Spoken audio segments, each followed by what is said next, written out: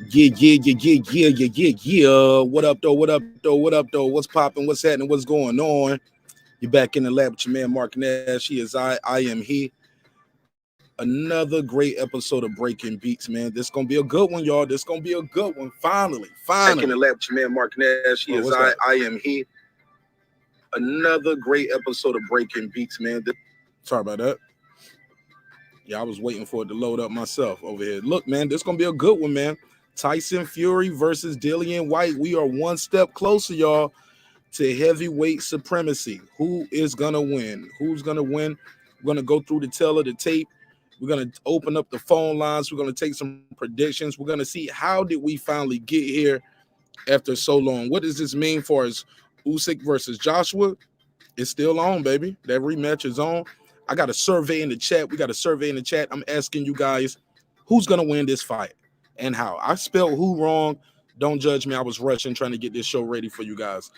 We got Fury by KO, Fury by decision, Whyte by KO, Whyte by decision. I don't have the capabilities to put draw up there. They only allow me 4 options. So that's where we at with it. That's what we on. That's what we talking about tonight. Oh yeah, boxing is back. Who's gonna win? Who's gonna win? Let's talk about it. By the way, what y'all think of my graphics right here? You know what I'm saying? You see, I put this together. I messed up right there on that when I was rushing, but I knew when I put the banner up, you know what I'm saying? We put that banner up like stuff like this. See, it's gonna get cut off a little bit, but it's all good. Yeah. So we're gonna talk about it. We're gonna talk about who's gonna win the WBC championship. Also, I wonder how those people feel who really have a strong disdain for Tyson Fury. Are y'all gonna watch this fight? Are the American fans gonna buy this fight? Do you care about this fight? Yeah, we're gonna talk about all this and more. Give me 5 minutes. Let's let this room populate. Give me 5 minutes. 5 minutes on the clock, all right? Not a second more, not a second less. I see y'all in 5 minutes. Drop your area code. Let me know where you're from in the chat. Let's get it. This is my passion. This is what I love to do. But some days, sometimes, I'm just like you, man. I hate this job. Damn, I hate this job. Damn, I hate this job. Damn, I hate my job. Damn, I hate this job. I'm just like you. Damn, I hate this job. Man, I hate this job. Man, I hate my job. From a good dream I awake, sun rays on my face, planning out my day, hoping this ain't the one that I catch a case. I feel so good, I feel so straight. My manager keep calling me saying, hurry up, you late. Hurry up, you lay off. Y'all, man, I hate this job. Man, I hate this job. Been trying to play it cool, but it's hard to play it off. I've been hanging on to this bullshit, cause my car still ain't paid off. I know I'm on my way up. My boy just got laid off, so y'all, man, I hate this job. Man, I hate this job. These hoes here so ratchet. These niggas here so sneaky. Y'all don't even really pay enough for y'all to only pay bi-weekly. I'm trying to double up my cash. Take this job, shove it up your area. Yo, man, I hate this job. Sometimes I wanna say, walk in and slap my boss. This shit is getting hard. Damn, I hate this job. Gotta make it out of this struggle, bruh. And I don't really mean to take it out on you. You just a customer, but damn, I hate this job. Damn, I hate my job. Damn, I hate this job. Damn, I hate my job. Damn, I hate this job. Damn, I hate this job. Damn, I hate my job. Damn, I hate this job. We're the reason why your stockholders always stay afloat. Yet I'm asking, are they hiring? Like everywhere I go, schedule will say 9, but I think it's fine if I clock in at 9:04. I work 40 hours a week plus overtime just to be bro. So y'all, man, I hate this job. Hate that I applied. So much has transpired since the day that I was high. Told me I could advance, but you were telling me lies. Gotta give your notice before I quit, but you don't say shit right before I'm fired. Damn, man, I hate this job. Sometimes I wanna say, walk in and slap my boss. This shit is getting hard. Damn, I hate this job. Gotta make it out of this struggle, bruh. And I don't really mean to take it out on you. You just a customer, but damn, I hate this job. Damn, I hate my job. Damn, I hate this job. Damn, I hate my job. Damn, I hate this job. Damn, I hate this job. Damn, I hate my job. Damn, I hate this job. You and your procedures, you and your protocol, you and your policies, none of that shit don't apply to me. You and your quotas, You and your standards. You and your 2 sick days a year. Y'all niggas bananas. Wonder why the postman's posted with hammers. Going postal with Popo on camera. His wage got him enraged. Stressed out, it's hard to maintain. He flips the middle, grabs his. He said, if you don't get the picture, I quit, you ain't shit. Mother, man, I hate this job. Sometimes I wanna say, walk in and slap my boss. This shit is getting hard. Damn, I hate this job. Gotta make it out of this struggle, bruh. And I don't really mean to take it out on you. You just a customer, but damn, I hate this job. Damn, I hate my job. Damn, I hate this job. Damn, I hate my job. Damn, I hate this job. Damn, I hate this job. Damn, I hate my job. Damn, I hate this job. Look, man, I hate this job. I put my pants on one leg at a time, just like you. I'm out here trying to take care of my family. Damn, I hate this job. It's not always glamorous, for real. But I do what I gotta do for me and mine, you know? Damn, I hate this job. Damn, I hate my job. Damn, I hate this job. Damn, I hate my job. Damn, I hate this job. Damn, I hate this job. Damn, I hate my job. Damn, I hate this job. Damn, I hate this job. Damn, I hate this job. Damn, I hate my job. Damn, I hate this job. I'm just like you, nigga. Damn, I hate this job. Man, I hate this job. Man, I hate my job.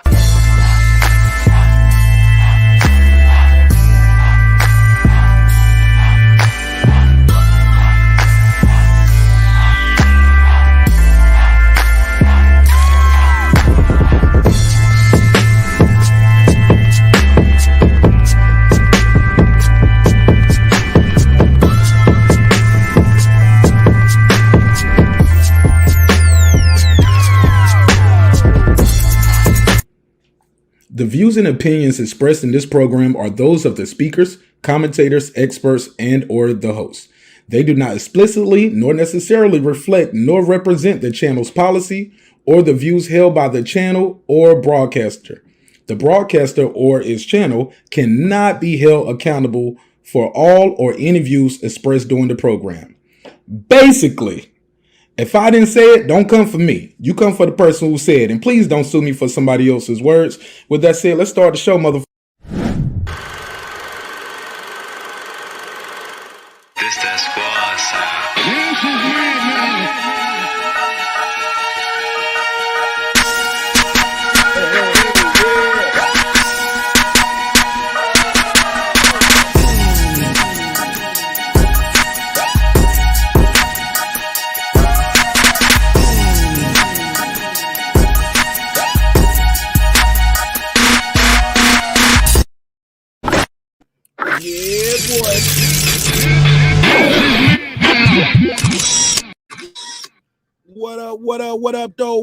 What up, though? Yeah, baby. What's popping? What's happening? What's going on?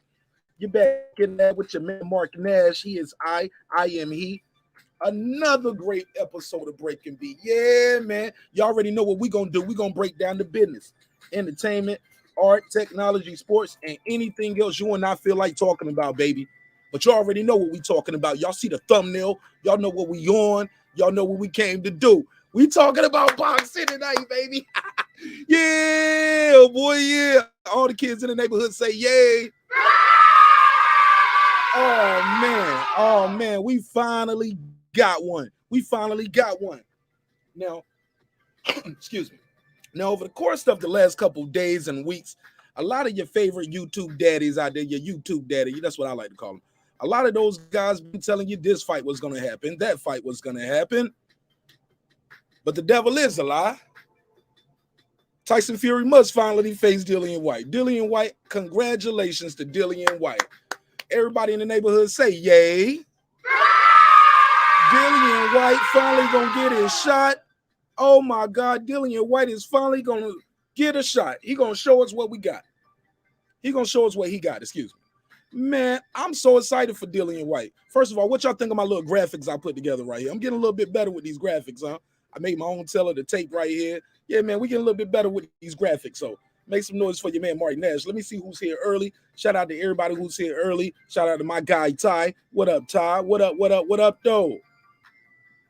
What up? Shout out to my guy, that guy Eclipse. What up? Con Shonery. What up? Nick Rich. What up? Queen P. What up? Girl behind the mic. What up? My guy Reggie O, the Killer Show. What up? Coach Malachi. What up? And everybody else who's here now, who will be here later. Shout out to everybody who got one of those dope boxing channels on Facebook that allow me to place my content over there.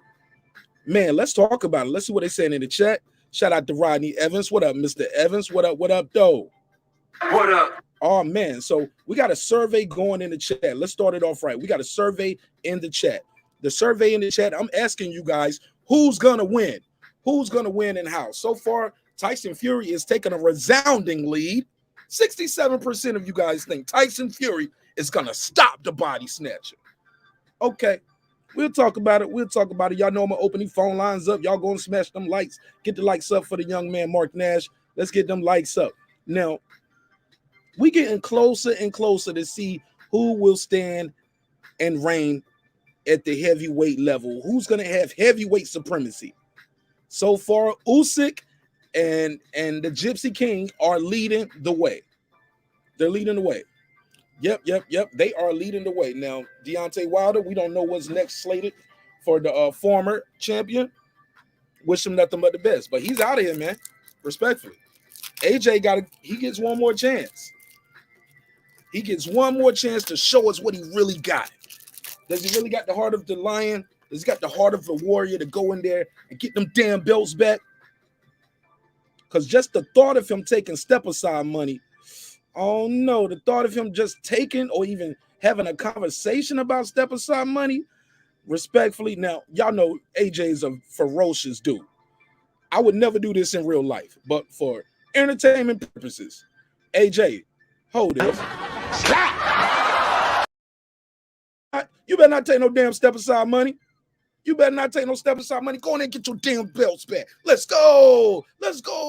I'm ready. Y'all remember that, right? All right, we're going to see. Hell yeah, shout out to my sister, Lisa Bell. Lisa Bell is a big AJ fan. Shout out to the queen. Lisa Bell. Sis, we are close to heavyweight supremacy. I want to see it.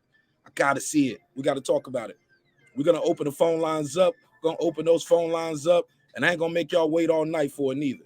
Let's open these phone lines up, and I want to know who do you guys think is going to win this fight and how and why. Shout out to Gentleman Game Boxing. Appreciate you. What up, though? Let me give him the drop. What up? Shout out to Sister Lisa Bell. What up, Queen? What up? Shout out to my girl, Lady Shan. Peace to you, my sister. What up? All the way from the UK. So, yeah, man. So, we're going to talk about it. Brett, what up, though? He was like, Brett said, I'll bet you a G Fury beats White. Damn, man, you got a G on Fury? $1,000? Okay, big spender. I ain't mad at you. I ain't putting $1,000 on now one of these jive turkeys. Respectfully. I'm here for the fight. But I got a prediction. I'll make my prediction a little bit later. I don't want to spoil it. But let me open up some of the phone lines. But also, we're going to play this clip from OG Bob Arum, and we're going to see what he say. Also, I'm curious. A lot of you guys were on the campaign saying Fury was this, Fury's that. He's a piece of this. He's a piece of that. He's a cheater. He's a robber. He's a thief. He used egg weights. He did all of this, spiking water, everything that y'all said. Are y'all going to watch this fight? I know some of y'all don't like Tyson Fury. Are you going to watch the fight? Heavyweight championship. Man, they're going to do this fight overseas in one of those big old football stadiums. You know, we call it soccer over here, but they get offended if you call it soccer. I didn't know that. I did not know. I got to get up on my UK culture. They do not like when we call their football soccer. And I'm like, all right, my bad, man. Shit, I didn't know. Don't get all offensive. But this is a big fight. This is big for the UK. That they got such a massive event going on. And I'm happy for them. I'm super ecstatic about this fight because we need a good fight in boxing. We haven't, because the PBC side, they're trying to charge us $75 for Keith Thurman versus Barrios. And I like Mario Barrios, but not $75 like, no. PBC, Al Heyman. I would never do this in real life, but for entertainment purposes, I need you to hold this. Nah, bro, I ain't paying for that. Not $75. $75. That's big bank right there for me. I'm broke. I ain't got it. So let me open the phone lines up. I do want to get you guys take on this. This is going to be a live call-in show, so you guys can call in and make your predictions and give me your take on what you think is going to go on there in this deer fight. That's a terrible accent, right? I thought Dillian Whyte, he's Jamaican, right? Don't he come from Jamaican descent? Yeah, I think so. I tried to do the accent for Dillian Whyte. I messed up. 470-705-9507, 470-705-9507. In the words of the late, great Miss Cleo, call me now, and we can chop it up about this boxing team. In the meantime, in between time, let me go over here and find this clip. Is it pay-per-view? It's going to probably be pay-per-view for us, Lisa Bell, because from what I'm gathering, I played a clip from Bob Arum. It is going to be on. So Bob Arum has the Frank Warren and Queensberry won the purse bid, but they won that in collaboration with Bob Arum and Top Rank. As you know, they do the American promotion side. So it's going to be overseas there, but we will be watching it here in America on ESPN, most likely ESPN Plus. And they're probably going to make it an ESPN Plus pay-per-view because the purse bid is a whopping $41 million. Yeah, you heard me, $41 million. Good Lord, that's a lot of money. Good Lord, $41 million? Oh, man, we got to talk about it. 470-705-9507. Could call me now, chop it up with me about this fight. Who's going to win this fight and why? Let me play this clip from Bob Arum because I want you guys to hear what OG Bob had to say about this. They didn't say anything about the pay-per-view price. And I saw one of these YouTube brothers out here saying, oh, Bob Arum was giving us fights for $6.99, Eddie Hearn was $20, PBC $75. I'm like, yo, no, don't do that. Yes, you got ESPN app that costs that much, but that Terrence Crawford versus Sean Porter was an $80 fight, just like the PBC was doing. So some of these guys on the campaign, they love promotional companies and certain fighters more than they love this sport. I get it. Some of you guys are mad because you don't get certain fighters to interview with you. You can't get them on your channel. They walk past you in the mall and places like that. Yeah, I get it. But you guys got to love the sport more than you love the fighter, or damn sure love the sport more than you love a promotional company. So we're going to talk about it. Let me pull up this clip from OG Bob. Let's hear what he had to say about this. Okay, so here we go. This is right here. More news is popping up. This is Mike Coppinger talking to Matt Skellen about how we ended up here. That's Eddie talking about the purse bids. No, I don't want to see that one. I'm looking for, here we go, Bob Arum. Let's play this audio. Let me see what he's talking about. Top was Eddie Hearn bid for Matchroom. Actually for the Zone. And we were bidding with our television partners, BT in the UK and ESPN in the United States. So that's a lot of money. You got BT Sports in the UK, you got ESPN and Top Rank, and it's just, Eddie wasn't going to win this, man. It was going to be hard for Eddie Hearn to come away with the win on this one. That's a lot of money, big money in the room. BT Sports, ESPN, Queensberry Promotions, and Bob Arum. Let me go back to this clip. We're going to play more of this clip. Smash the likes up, man. Appreciate y'all pulling up. Please try to smash those like buttons on the way into the room. Shout out to Jashawn Brown. Shout out to Reggie O. I appreciate everybody pulling up. Let's keep it moving. Let's play the next part of this clip, and we'll come back with some more of this commentary. Let me know how the audio sound. Can y'all hear him? Or do I need to turn the music down some?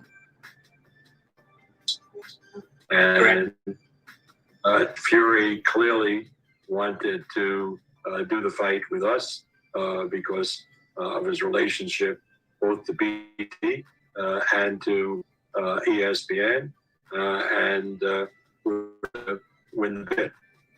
Did you by the way, is it too premature to talk about how this fight will be presented on television? Is it going to be? Here you go, Lisa Bell. This was your question. Let's get it. ESPN pay-per-view, or do you anticipate, because it's in the UK, it'll be on ESPN Plus?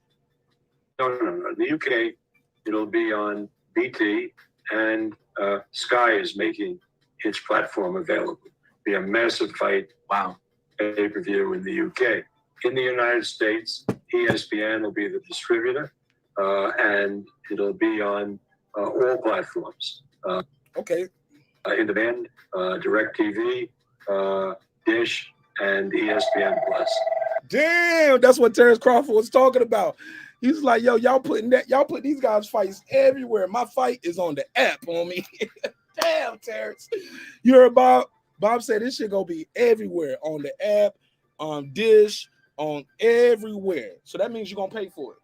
Yeah, you're gonna pay for that one. You can buy it on the app, watch it on your phone. You can buy it if you got the cable. You can call your local, Dish Network, Comcast. Oh man, you can buy this anywhere. So that's a big difference. That's what Terrence Crawford was talking about. It was like, man, they put me on the app. I feel like I was getting set up.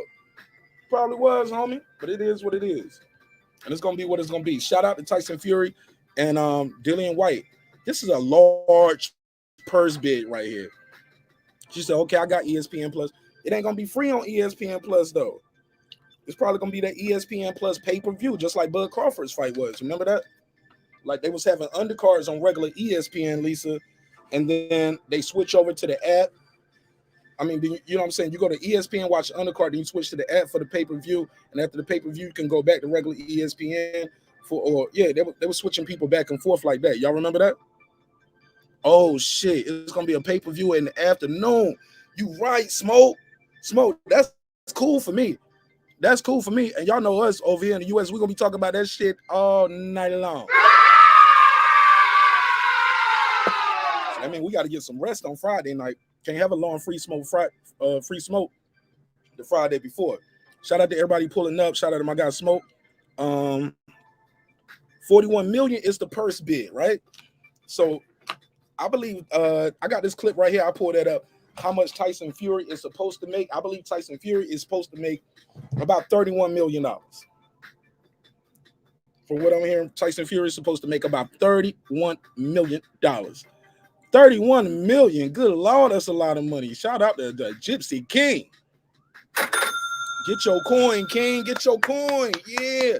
See, I ain't no hater, man. I love to see when people getting their money because I know mine is coming. Now, I don't know if I got 41 million coming, but I know mine is coming. I remember hearing somebody tell a story one time. They said, and I keep this brief.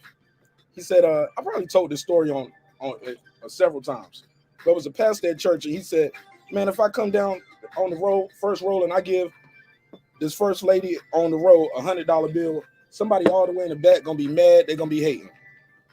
But if I start walking down and I'm giving everybody on the front row $100, everybody on the second row, the third row, the fourth row, the fifth row, the person all the way in the back on the 18th row gonna be jumping and clapping as I'm passing out that money because they know their time is coming because they can see it.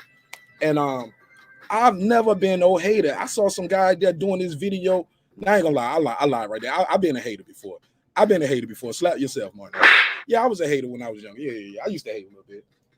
Yeah. Because I just couldn't see the future sometimes. But yeah, growing up poor, living in the projects and shit, no dad around, mom working 2 or 3 jobs.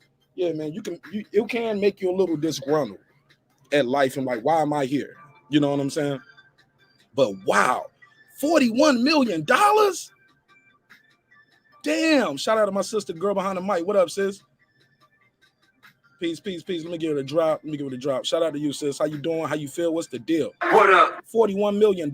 That's what's going on. That's what we're talking about. Good Lord. 41? Now I know some people don't like Tyson Fury. Let me get back to this Bob Arum clip because this is telling. Some of this stuff is pretty good information. Let's get it. As a pay-per-view offering. As a pay-per-view. Okay, great. There you go. And you said sometime around it? April, sometime in April, early You April. heard it? It's a pay-per-view. It's a pay-per-view. He just said that very clearly. Let's hear it one more time. Yeah, plus. As a pay-per-view offering. As a pay-per-view. Okay, great. And you said sometime around April. Bob kind of mumbled that shit a little bit. He was like, it's pay-per-view. Keep moving. Yeah, it's a pay-per-view. 41 million. They got to make that money back. 41 million? Come on. Sometime in April, early April? No, late April.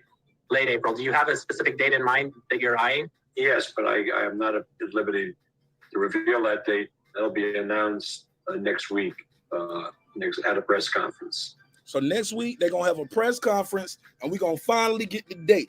We're going to get this date, man. So that means they must going to put, they're going to have some people in the UK where they can, they're going to have this at an event. So we're going to have the location, and we're going to have the date. And that's when they're going to put the tickets on sale next week. So today is Friday, June 28th. So next week, we're going to get a date. He's going to talk about some other days. Listen to this. No problem. And you're, do you have a venue Yes, that will be in the UK, and that will be announced this next week. See what I'm saying? Next week, they're going to tell us the venue. They're going to tell us the date. They're going to tell us the ticket prices. They're going to tell us the pay-per-view. So keep your eyes glued because we're going to talk about that as well. Okay, great. I'm assuming at one of the football stadiums. Yeah, they're footballs. Yeah, the soccer. Yeah. Okay, great. You got to be so excited about this, Bob. I mean, we know that Tyson Fury has been chomping at the bit to get back in the ring. He looks ready. I mean, the videos that we're seeing right now, he looks ready right now. What is his enthusiasm knowing that you're going to be the promoter for this fight and you're going to be handling it, the way that he wants to handle? He's really over the moon. I talked to him right after the first bid. He was, really happy. And the first thing he asked me is he wanted Jared Anderson over there. Oh, okay. To spar with him. And so we had Anderson programmed for a fight in March, and we'll make him one of the principal supports on the Fury Whyte card in April. Okay. So he just slipped it out. See, Bob just slipped and told us in April. So it's going to be in April. See, y'all see that? Did y'all see what Bob just did? He said he's going to announce it next week. He ain't at liberty to say right now, but he just said it. It's in April, y'all. Did y'all hear that? Did y'all hear that? He said, I can't talk about it, but Jared Anderson, Tyson Fury wants Jared Anderson as one of his main sparring partners. He had a fight coming in March, so we're going to push that back. Listen to it. Anderson programmed for a fight in March, and we'll make him one of the principal supports on the Fury Whyte card in April. He's going to be on the Fury and Whyte card in April. Yeah, I did not to get off the subject here, but I know you've made a push. You really want Jared Anderson to be in position to fight Deontay Wilder, right? I don't know about that. Bob said, I don't know shit about that. So all the people saying Wilder is going to fight Whyte. Old man Bob said, I don't know nothing about it. Never heard of it. Never heard of it. Y'all can smash them lights. Get them lights up for your man Marqnash. Let's get this panel open too. Smash the lights. Let's get this open. Now, again, that's, I have to talk to James Prince about the next move for Jared Anderson. He's a young heavyweight, and there's no reason to push him. So, everybody will get together. Let's do the fight in April, and we see where we go with Jared. I really believe he will be the heavyweight champion after Tyson Fury. Yeah, he looks so impressive right now. We just saw him in New York, and boy, did he look. Money to Anthony Joshua. Here we go. Listen to this. Listen to this. This is about AJ. Listen to this part. This is key. I got this sped up a little bit for y'all too, because y'all know Bob talk real slow, and this guy right here, he sounds like I don't know. I ain't gonna be disrespectful, but he's kind of talking a little slow too. He's a whatever. Let's go. Yes, Bob. I mean, there was some talk about some step aside money to Anthony Joshua and making a Fury Usyk fight. How far on did that actually get? Can you clarify exactly what went down? Yeah, let's hear about that step aside money, Bob. What happened to that step aside money, Uncle Bob? In that situation and why it did not materialize? That was like a whole Mideast deal that was so convoluted that with all good intentions on their part, it wasn't going to happen.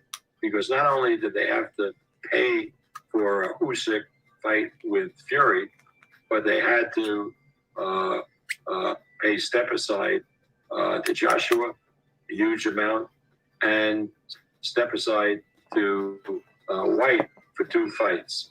And then there was a whole problem with the television rights, and it wasn't going to come together because, they couldn't do the fight in April because it's Ramadan.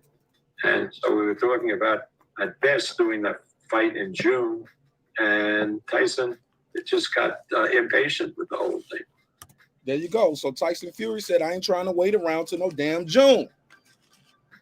Let's fight in April.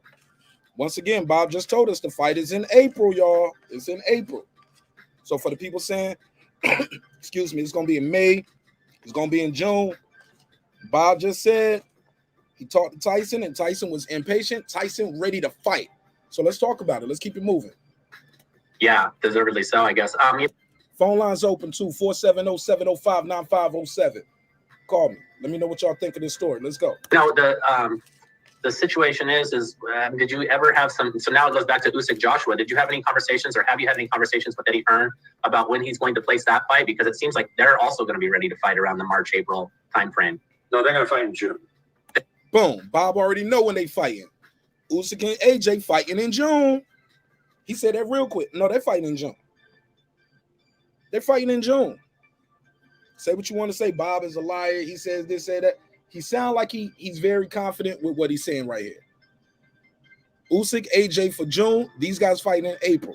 Maybe we can get an undisputed by the end of the year. What y'all think? Let's go. It seems like they're also going to be ready to fight around the March-April timeframe. No, they're going to fight in June. They are. They're going to June. Yeah. Okay. So look, I mean, let's talk about Fury Whyte. We know that what Tyson Fury has become, what he has elevated to. You know, now he gets in with a guy, like we said, who has been waited so long for this opportunity to fight for a heavyweight title. We know about, waiting basically 1,000 days plus. 1,000 days plus, and you the number one guy. You think they was aging out Dillian Whyte? Dillian Whyte has gotten knocked out and everything all this time he's been waiting. Got knocked out, got another shot, beat the man in the rematch. He stopped the guy in the rematch. He's been waiting a long time for a shot. Let's see what Uncle Bob got to say. In line with the WBC to get a title shot. Now he finally gets it. And we've seen what kind of significant power Dillian Whyte possesses. I mean, this is a serious test for Tyson Fury, one that he has to be very cautious of as he strays into this bout, correct? Yeah. White's a hellacious puncher, as he's demonstrated. And so that's why we think it's the biggest heavyweight fight ever in England, in the UK. So that's why we're so optimistic that it's going to do well. Yeah, I mean, we know, Bob, that you put in serious work to build the name of Tyson Fury in the United States, and that it had a dual benefit, obviously, as we're seeing now, because not only were you bringing him name recognition in the U.S., you were also further whetting the appetite for the British fans to bring their guy back home, right, and get to see him fight for his belt, which is amazing. Yeah, I mean, he's very excited. Tyson is going home to fight. He may do another fight after this in the UK, and then I hope the following year to bring him back to the United States. The number of fights we can do for him in the United States. Would you expect, when you say that, that next fight in the UK would be against the Joshua Usyk winner by the end of 2022? Absolutely. Yeah, so they wanted Joshua. Listen to that. The next one. The Joshua Usyk. Would you expect, when you say that, that next fight in the UK would be against the Joshua Usyk winner? So Joshua Usyk winner later on this year. That's what they aiming for. These guys fighting in April. These other guys fighting in June. And they trying to bring them both together by the end of the year. That will be major, guys. We could get an undisputed heavyweight champion of the world this year. Sounds grand to me. Sounds grand to me. Let's finish this clip. By the end of 2022. Absolutely. Now, how serious are the conversations between you and Hearn to ensure that happens? Well, watch this. Right now. Watch this. Bob gonna clown Eddie Hearn. It's like AJ got to win first. Eddie Hearn ain't in the picture yet. Watch this. Between you and Hearn to ensure that happens. Well,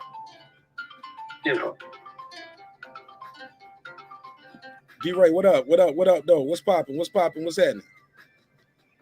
I'm calling you now, man. What's happening with you, marqnash? Talk to me, bro. What's on your mind? What you think of this story? Hey, man. Hey, I love this story, man. I love the way that you cover it, man. I appreciate you, bro. I thank you for being not only your own voice, but, letting the people have a voice, man. I appreciate you on that, bro, for real. Man, without y'all, I'm just a dude sitting in the room talking to myself. Talk to me, bro. Who's gonna win this fight? Hey, who you got? Fury? You got White? Let's go. Hey,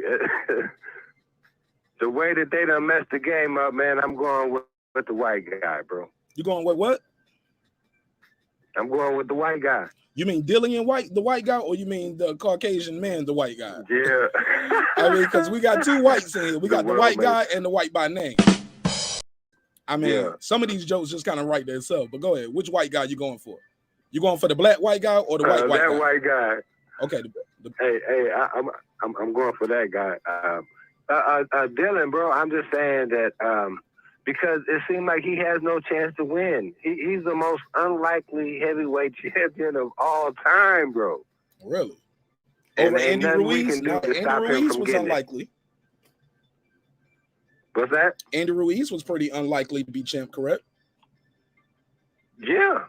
But I'm saying Dylan is even more so in my opinion, but maybe not, because maybe I just don't understand, you know, his pros as it comes to boxing. But I'm just saying that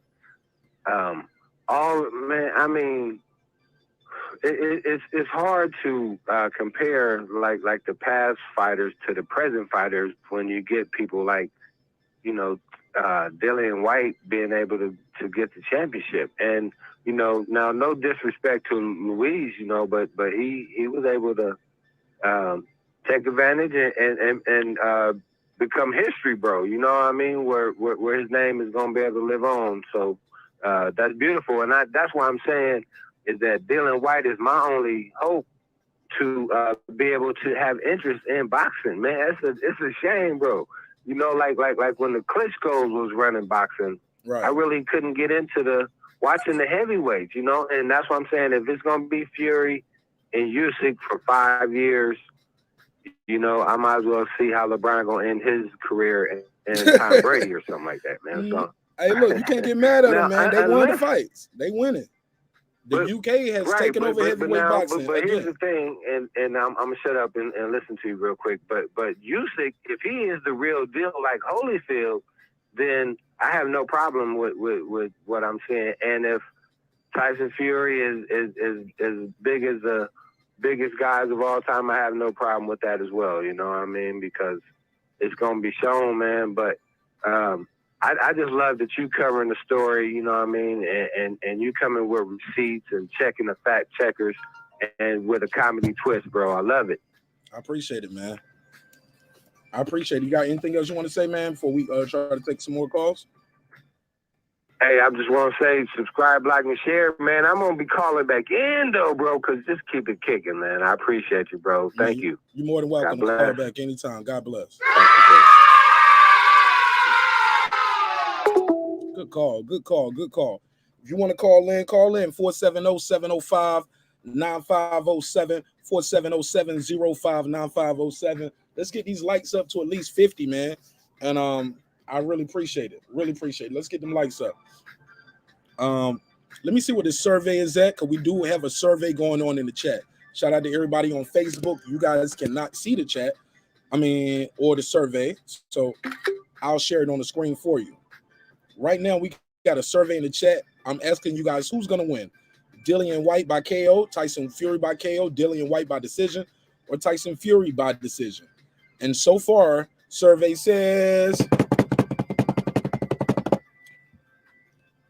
that was a weak drum roll, I know. Tyson Fury. Oh, okay. Oh, shit. Oh, shit. Oh, shit. Oh, shit. Oh, shit. Oh, shit. Tyson Fury has taken a bigger lead. 73%, resounding 73% of you guys say Tyson Fury is gonna knock this boy out. He gonna put him to sleep. All right, we'll talk about it. Unknown caller. I normally don't answer these, but go ahead. I'll give you a chance. It's big gentleman game, man. What's going on, guys? I can't hear you. What's your name? Can you hear me? Go ahead, Gentleman's bro. Game, man. Can you hear me? Grown man gaming. Gentleman's Game. Can you hear me? Oh, Gentleman Gaming. Go ahead, bro. Talk to me. Just speak up just a little bit, please. My bad, man. Or take it off speaker or whatever it is. You just sound low. You sound like you at work and you sneaking behind the cubicle. You always say that to me when I call in. I don't know what it is. Maybe it's my my Wi-Fi. But damn, You on your phone? Are you on the phone or you on their laptop? Nah, I'm on the phone. Yeah, so it shouldn't be your Wi-Fi. But it's a direct call. But Yeah, it's okay.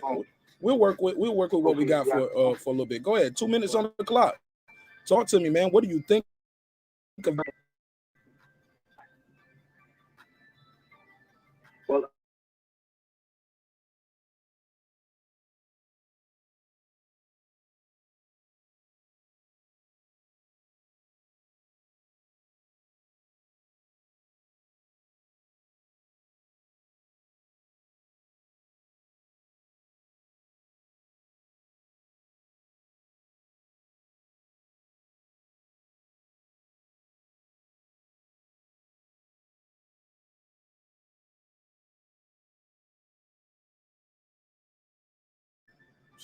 What did it sound low to y'all too? Y'all let me know on the y'all let me know in the chat. Did that sound really low to you guys too? Shout out to my guy Detroit. What? Detroit, what? What up, though? What up? Y'all already know how we do with Detroit, man. Those are my people, man. Got a lot of good family up there in Detroit. Hey, man, did he sound low to y'all too? It sounded really low. Was it just me? They said it was cutting out. Okay, so it's not just me. Yeah, it was low. I was sitting here squinting my eyes trying to. They said I heard nothing for 20 seconds. Yeah, it cut out. Yeah. I'll take care of it. We'll try to get him back on. She said, shout out to my Uncle Kenny right here. Uncle Kenny, what up, though? Uncle Kenny said, I'm behind Dillian Whyte all the way. Uncle Kenny, I'm gonna need you to pause. Get from behind that man. All right. Get from behind Dillian Whyte. What you doing behind Dillian Whyte? Yeah. I set him up for that. I'm sorry. I had to. That was funny.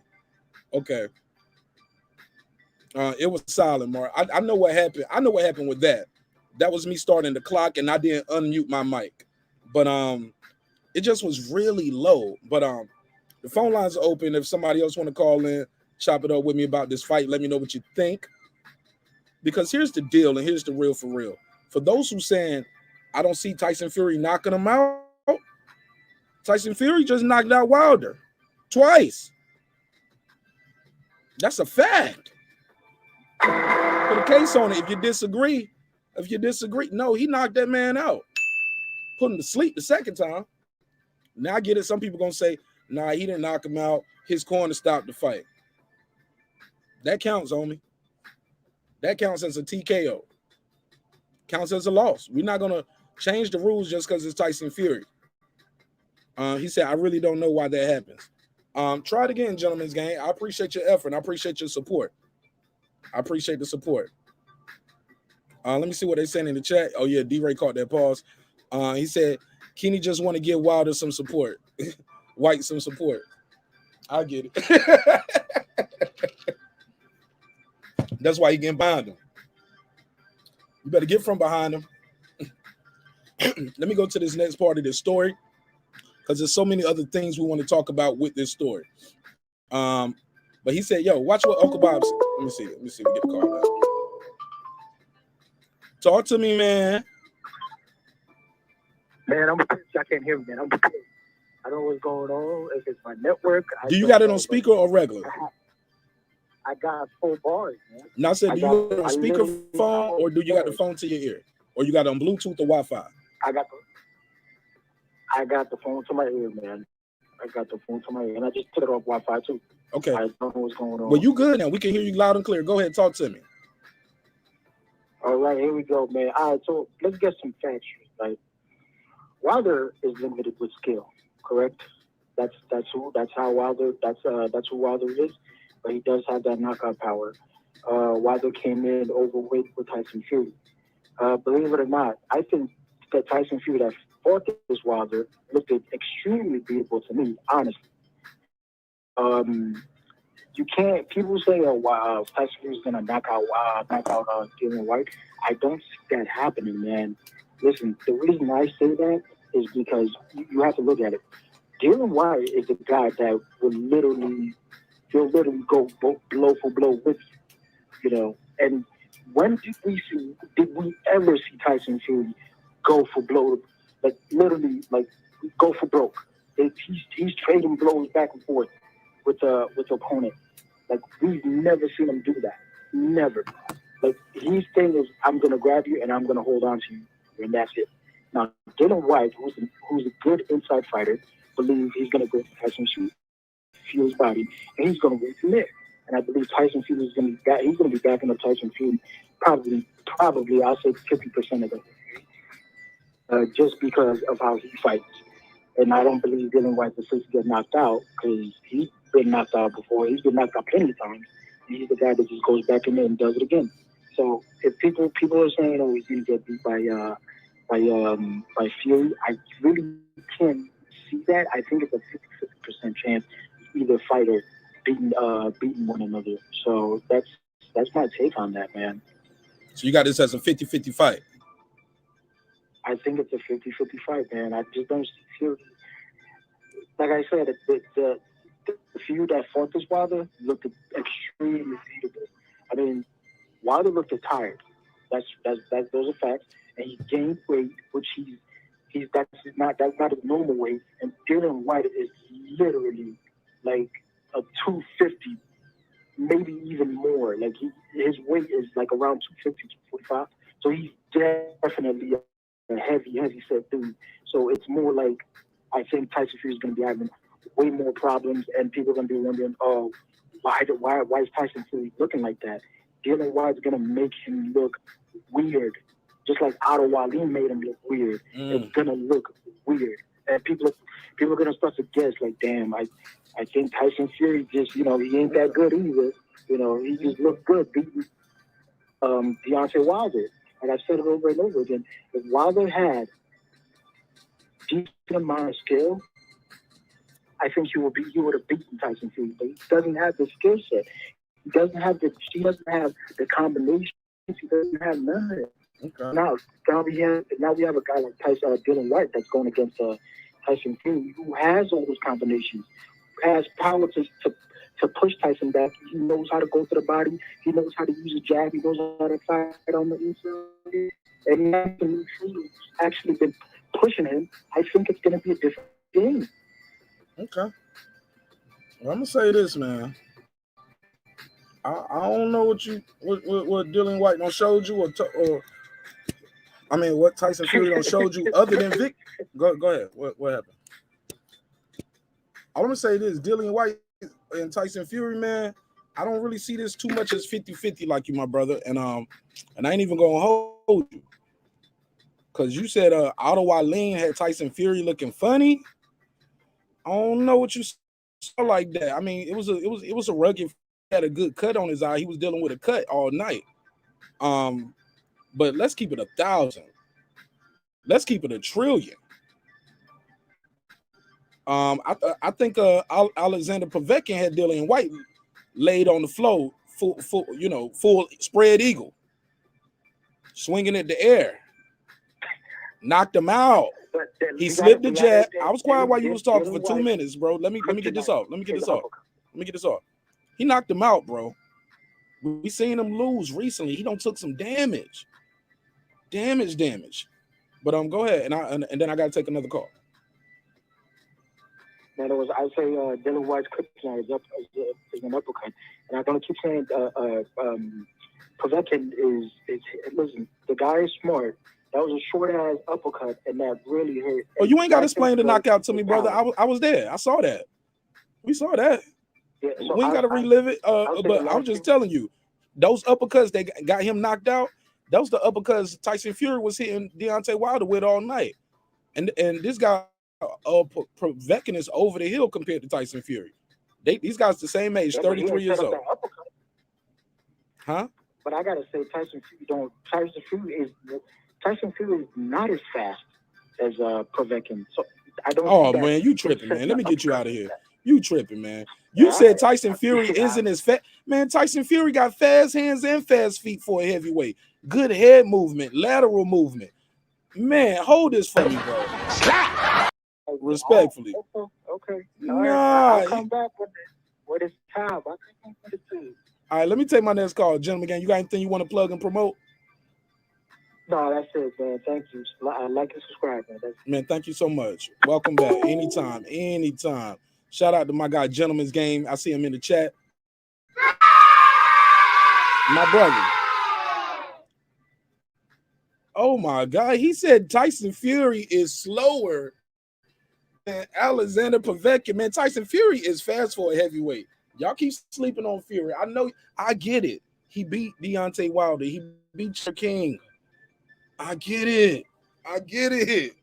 I was rooting for Wilder too, but he lost twice, arguably 3 times. You can make a case. You can make a case that he lost 3 times. Don't let that blind you and go out here and start saying stuff like, yeah, Dillian Whyte. Man, we seen Dillian Whyte sleep. They could have counted the 80. He won't get enough. Tyson Fury beat the 10 count. Now, someone say he didn't beat the 10 count. It was a long count. Okay, let's say it was a long count. They weren't able to. Let's say it was a long count. Dillian Whyte, like I said, y'all could have counted to 100. He won't get enough. He was slick. He was doing the Pac-Man. He was doing the Pac-Man plank. Respect to my guy Manny Pacquiao, but y'all know Manny Pacquiao was planking. Only difference is one guy planking on his face, the other guy planking on his back. Regardless, it is over. Look at this. Referee waited off. He's still on the ground. That's one of them knockouts you ain't even got to count. You need to get medical attention in the ring. ASAP. Got to get medical attention there. Save this man. But yeah, man, he lost to Alexander Povetkin. How old is Alexander Povetkin? Let me check. Alexander Povetkin is 40. He's 40, shorty. He's 40. Come on. They fought their last fight. That was what? March 27, 2021. So yeah, so you add Dillian Whyte. By the time he go into this fight, he's going to be out of the ring for over a year. Because they fighting in April. So that's going to be over a year. Tyson Fury just fought last summer. He's going to be the fresher of the 2 guys. He's the naturally bigger guy. Let's put the tail of the tape. Smash a thumbs up if y'all like the tail of the tape I made for this fight right here. Give your man Marqnash a thumbs up if y'all like the graphics that we did to support this fight. Because we're going to buy this fight, man. I ain't going to lie. I got to have it. I got to buy it. I love boxing, and I damn sure love heavyweight boxing. And say what you want to say. This guy, the Gypsy King, is the king. Right beside Alexander Usyk. Him and Alexander Usyk hold the pieces to the puzzle. And as much as I want to see undisputed, I'm tired of Dillian Whyte not getting his shot. He ain't got his shot, yo. He deserves a shot. My man said I was blowing smoke. Or you saying free smoke? I don't get it. But regardless, nah, I ain't gassing him, yo. I'm saying, man, the dude, everything he said he was so far, he the Gypsy King. Said these dudes can't beat me. I'm too fast, I'm too big, I'm too skillful. And I think he got more skills than Dillian Whyte. Right? What, got the body shot shit, so he gonna have to eat some jabs and some right hands and some uppercuts to get in to land his body shot. Or he gonna be doing that wild looping right hand stuff. Tyson Fury got the cheat code today. He just beat Wilder. He got the cheat code. The guy who had the best looping right hand in the business. He beat him 2 times. Man, y'all better respect Tyson Fury. You ain't got to like him. You ain't got to love him, but you better respect him, homie. Tyson Fury got that damn belt. But more importantly, Tyson Fury and Dillian Whyte together, they're going to sell this fight. Uncle Kenny, call in. He said he ain't shit. Call in, Uncle Kenny. I love to hear from you. Yeah. Get the likes up. Let's get 50 likes, man. And I open the panel up at 50 likes. But we got to get some likes up. We be getting a lot of views, get a lot of poll, a lot of people voting on the survey, but we need to get the likes up as well. So please help me, help you, help us. Let's at least get 50 likes so we can open up this panel. All right, because we got 33 votes on the survey. We should have 33 likes. Let me refresh the screen over here. Okay, wow. So it's 64%. So the numbers are dropping for Fury. So it appears the more I talk for Tyson Fury, the more people say, nah, I'm rolling with Dillian Whyte. Let me see what my sister right here talking about. Shout out to sister Nick Rich. She said, I'll give Fury full credit for having another top heavyweight on his resume. Wilder times 3. Oh, you think he beat Wilder 3 times? Okay. Wilder times 3 plus Vlad always made him suspect to me. It don't matter though, sis. My sister, it don't matter. He beat him. He beat him. I don't care if all he had on his resume was Wilder, draw, win, and Vladimir.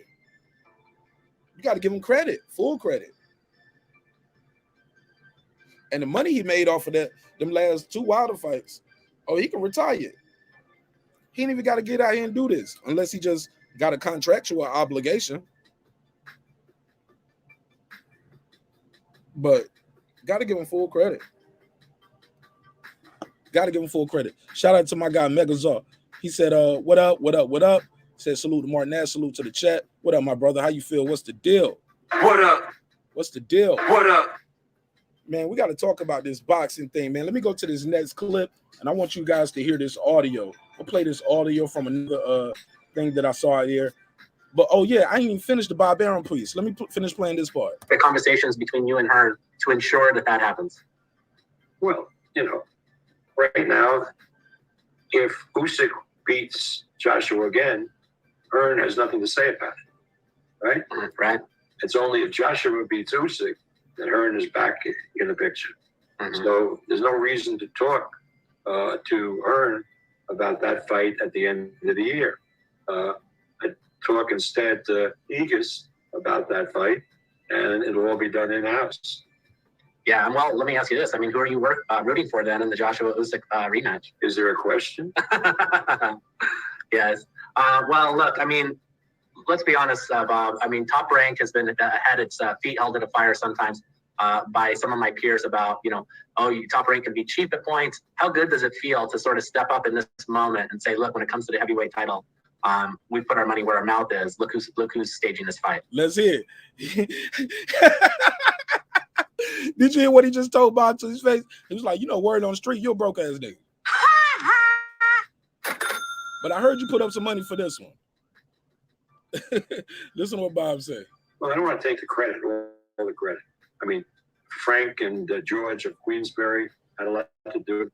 They had a lot of money into it too. That's why the fighters over there. Plus that's where it's gonna sell the most. Dillian Whyte, they know him over there. They love him over there. Put this shit in the soccer stadium. We always be hearing about these best of Britain's fights. Now, I ain't gonna say Dillian Whyte is the best in Britain, but he got a name. He got a name that they love. He got a name they respect. And he got a name that's going to put asses in seats. He's going to help sell these tickets.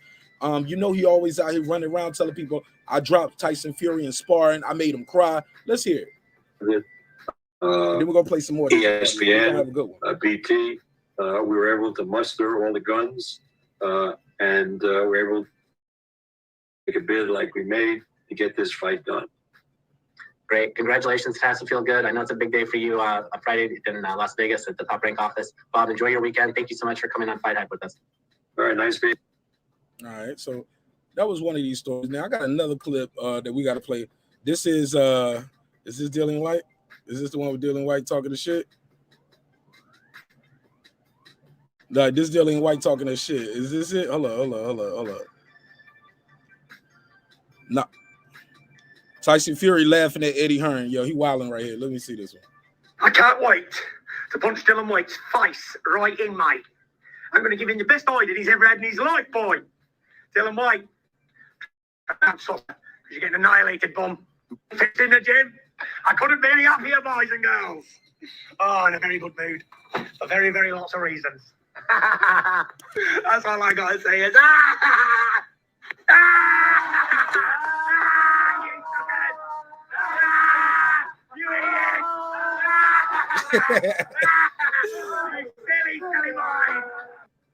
Yeah, Tyson Fury talking that shit. Tyson Fury already out here selling the fight.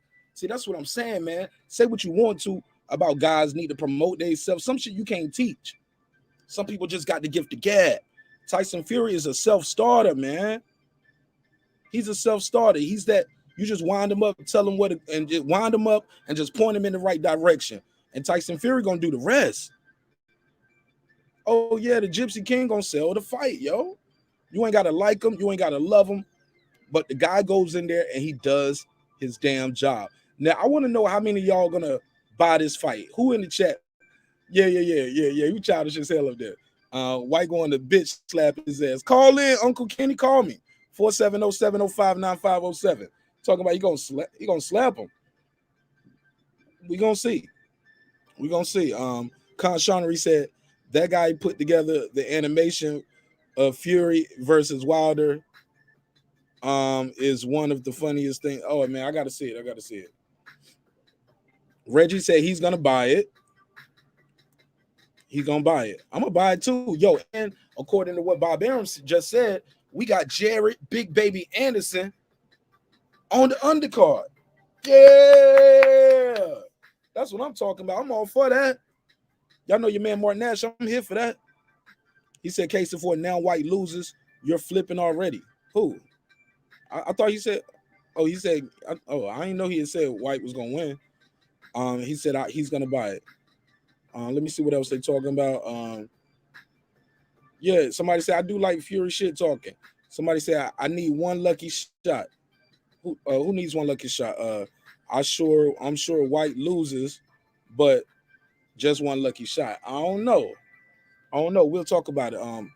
I can make Tyson Fury cry by taking away his KFC bucket. Y'all tripping. Unless White can put together a great game plan, I'm thinking he's getting beat up. Yeah, he's gonna get beat up, bro. His defense is suspect. He's super out of shape. I don't think he's gonna come in. Tyson Fury been coming in fights in shape, able to go 12 rounds, get knocked down in the 12th, get up and still perform well. And that was years ago. Got cut. We seen him go through adversity. We seen Wilder drop him twice. Tyson Fury's battle tested, man. Say what you want to. The kid is battle tested. And I ain't up here saying Tyson Fury is the greatest thing since sliced bread. Nah, I ain't saying that by far. But I see him winning this fight. That's my prediction. I'm going to go out there and say it. I'm going to go on the limb and say it. I see Tyson Fury winning this fight. Let me go to this next clip that I want to play for you guys regarding this fight. Now, this is... What's this? And this is Eddie Hearn. No, I don't want to play that one. But Eddie Hearn is basically out here saying Fury didn't really fancy Usyk next. But really, it's the people that's putting the money on. I believe Bob on this one. With what Bob's saying. I think Eddie got to save face. This is just my opinion. He don't want the people to know, like, yo, I got outbid. Basically, we just couldn't afford it. We got outbid it, in my opinion. So I feel like Eddie is kind of saving face when he say things such as, because it sounds right what Bob's saying. Just sounds scientifically right. Like, you guys are paying for the pay-per-view. You guys want the purse bid, the guys in the Middle East, right? So you're going to pay the step-aside money for Usyk. You're going to have to pay AJ step-aside money. You know what I'm saying? I mean, you're going to have to pay, you're going to have to pay him. You're going to have to pay him. And you're going to have to pay Dillian Whyte for 2 fights. And just, it's very convoluted. And economically, it starts sounding like, yo, it's too hard to happen, too inconceivable. But even when Bob said, like, hey, the guys wanted to fight in June, and I guess that was the last break for Tyson. Like, I don't want to wait to June. And I ain't mad at Tyson Fury. He's getting older. He don't want to stay out the ring for a long time. He want to stay active, get his coin, stay active, fulfill his contract, and be done. I see Tyson Fury retiring in not too many more fights. I see Tyson Fury retiring on top too. I don't think these guys can beat him. I don't see Dillian Whyte beating him. I don't see AJ beating him.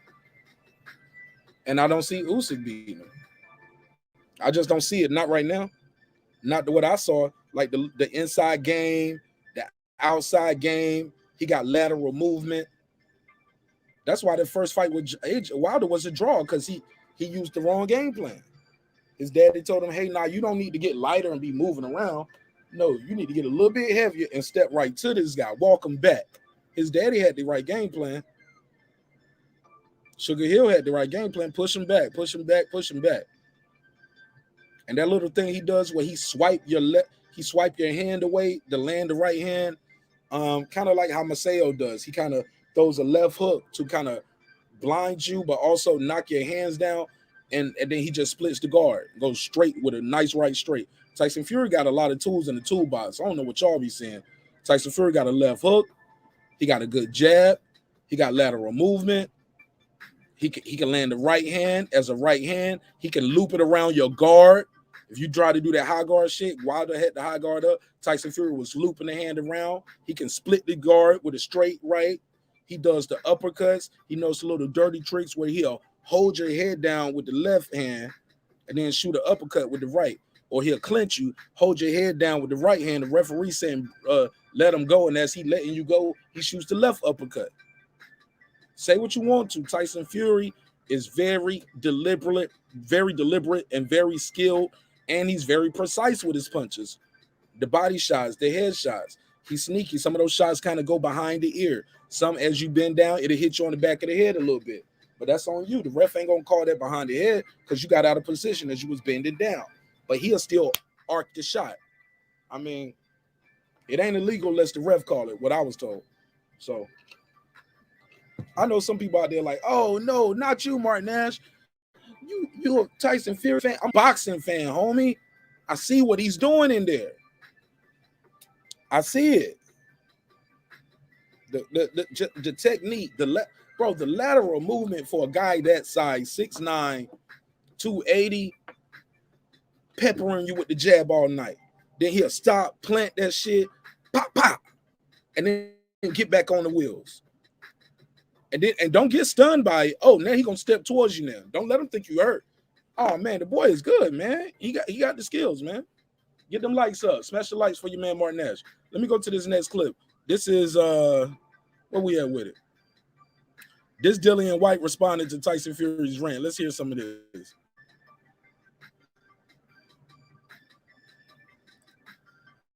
All right, listen to this. Smashed. Tick, effing tick, tock is the subject of today. Is Dillian Whyte going to fight me? Is Anthony Joshua going to step aside? Let me know, because I am sick of looking at these bums. Sick of listening to their excuses. Tick, tock. The time has run out the bottle. You're all getting a good hiding, cowards. All right, Dillian Whyte is going to reply to that. Big shout out to Applied Nutrition. Delivered 2 massive boxes of proteins and all the vitamins and minerals and everything else. Thank you guys. Been looking after for a long, long time. Big up. Oh man, I gotta switch my internet. Y'all stay tuned. Let me see.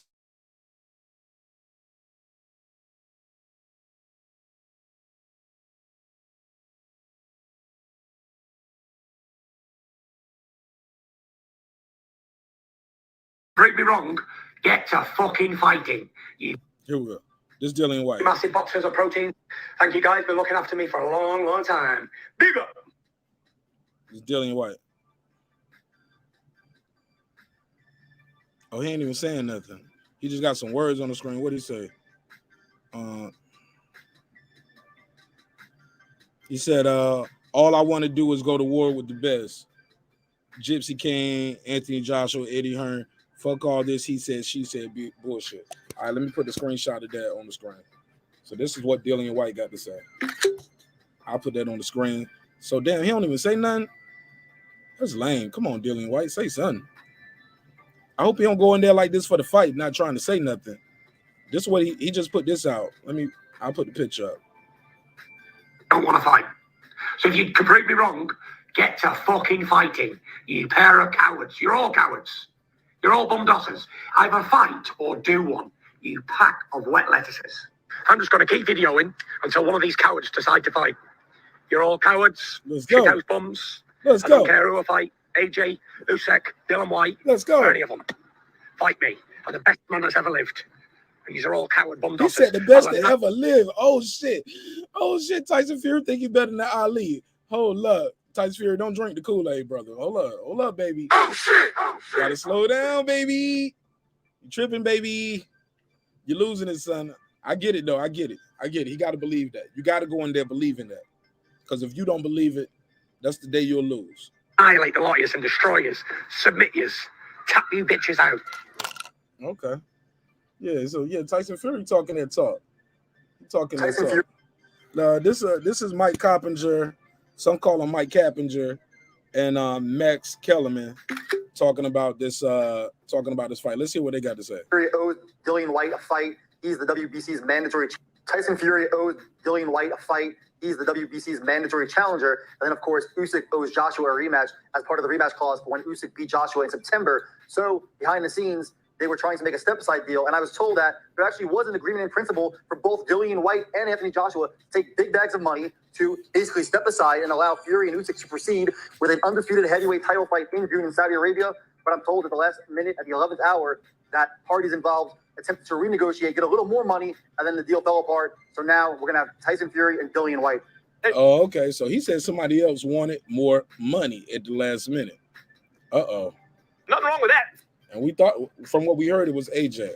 Fury, White's a top 5 heavyweight. Fury defends his title against White and then fights the winner of Usyk Joshua, or Usyk or Joshua. That works for me, to tell you the truth. So earlier this week, Tyson Fury, the heavyweight champ with the best mic skills, if not actual boxing skills since Muhammad Ali, had to say the following about negotiations. I tell you what, boys, there's some pack of cowards out there and some pack of talkers. I tell you that now. Making all the demands in the world. You cowards, come and fight. I love this guy, Mike. That's the heavyweight champion of the world, Yeah, man. calling out all the other heavyweights. And Yeah, man. You gotta love that, man. That's the thing about Tyson Fury. He's not camera shy, yo. You know he's gonna help you sell the fight. He's gonna help you sell the fight. He's gonna do for promoters what many of these other guys don't want to do. And I think that's telling. And I think he deserves credit for that. He definitely deserves credit for that. Let me see something. Let me switch this over. Another thing that got to be understood right here is he's going to be working with Jared Anderson on this. A big, strong, young heavyweight. He could get hurt in sparring. Let's be clear. We've seen guys recently get hurt in sparring. And what happens? You go in there hurt and you fight anyway. You know what? We're going to call you Gary Russell. Yeah, we're going to say Gary Russell Jr. on you. I don't want to hear about you was hurt before the fight. You went in there, you took the check, you fought, you lost. On to the next one. Next man up. So I get it. These guys want to go in there fully healthy, but it's very possible either one of these guys, they are 33. They're not very young guys, not old, but they're heavyweights. It's some big dudes. And they're going to be sparring with big dudes. Anything can happen. So, but I'm all for it, though. I'm definitely looking forward to this fight. I'm definitely looking forward to buying this fight. Anybody got any ideas what y'all think they're going to charge us for this fight? What the pay-per-view looking like?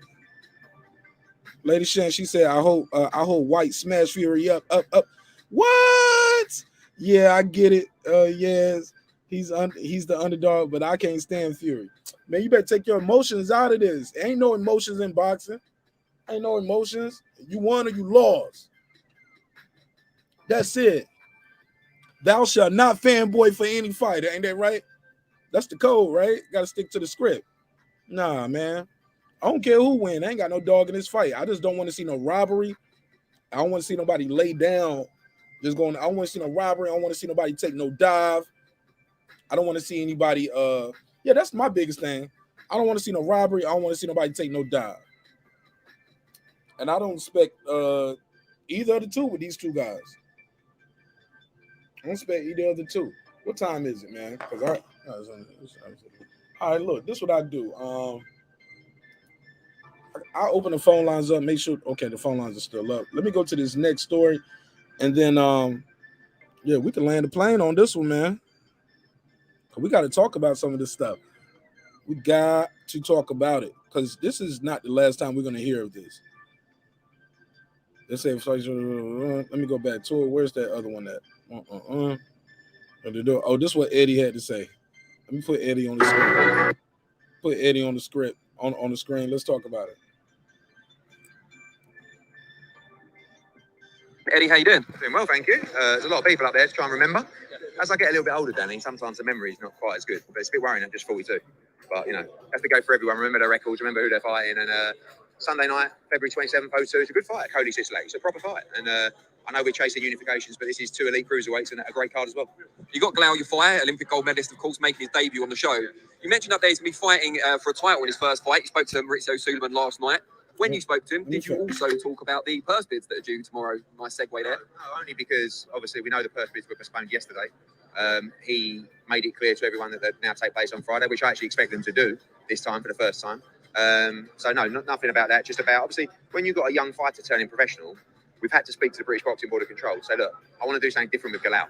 No one really likes to watch fighters as good as him have 5 or 6 rounders, but sometimes it's part of the development. And I just said to Galal, look, I'd like to bring you in straight into a championship fight.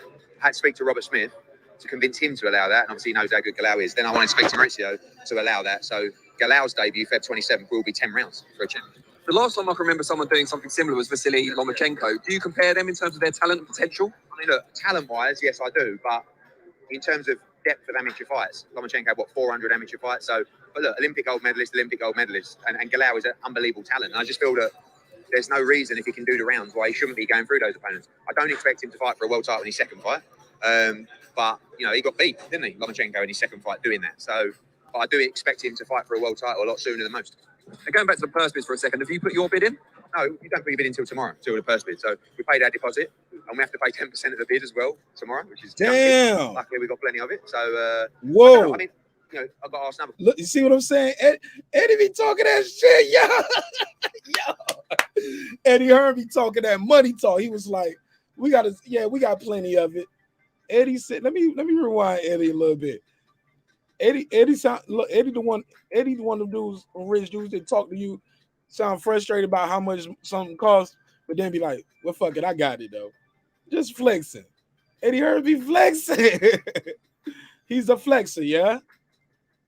Shout out to everybody who's pulling up. Shout out to the whole UK.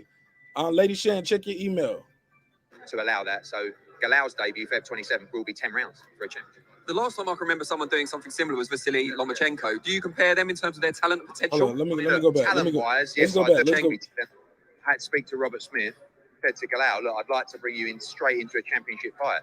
I had to speak to Robert Smith to convince him to allow that. And obviously he knows how good Galal is. Then I wanted to speak to Maurizio to allow that. So Galal's debut, Feb 27th, will be 10 rounds for a championship. The last time I can remember someone doing something similar was Vasily Lomachenko. Do you compare them in terms of their talent and potential? I mean, look, talent-wise, yes, I do. But in terms of depth of amateur fights, Lomachenko had, 400 amateur fights? So, but look, Olympic gold medalist. And Galal is an unbelievable talent. And I just feel that there's no reason, if he can do the rounds, why he shouldn't be going through those opponents. I don't expect him to fight for a world title in his second fight. But, you know, he got beat, didn't he, Lomachenko, in his second fight doing that. So skip I all do of that. expect him to fight for a world title a lot sooner than most. And going back to the purse bids for a second, have you put your bid in? No, you don't put your bid in until tomorrow, till the purse bid. Watch this. We paid our deposit, and we have to pay 10% of the bid as well tomorrow, which is chunky. Luckily, we got plenty of it. So, I don't know. I mean, you know, He said it's chunky. And he said we got to pay 10% of it, but I wonder, do they get that money back? Like, if you lose the purse bid, do they give you back your 10%? You get what I'm saying? Like, I got to give you, or they're like, no, we keep that regardless, whether you win, lose, or draw, because it went to purse bid, you lose your 10%. I would love to ask one of those commissioners that, or somebody who knows. Next time I interview one of these promoters, man, shout out to the Boston Voice, had me on with Frank Warren, and that'll be I'm gonna hit up Ness, and ask him, hey, ask Frank Warren this next time you talk to him, because I just happened to be up there on the day Frank Warren was there, so I didn't know if Frank Warren was gonna pull up, so I was able to ask him some questions. But I wonder if they get that 10% back. She said a non-refundable down payment. Is that a fact, Nick Rich? Is that a fact, or is that a? Is that? Cause I see an emoji right there, so I'm not sure. 10 100. What up, though, my G? What's popping? Lisa Bell said interesting. Let's go back to Eddie though. Let's go back into this.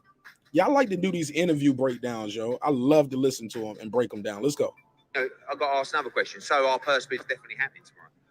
As we stand here now, I've got to ask another question. So our purse bid's definitely happening tomorrow. As we stand here now, I think they will happen. That can change in 1 minute.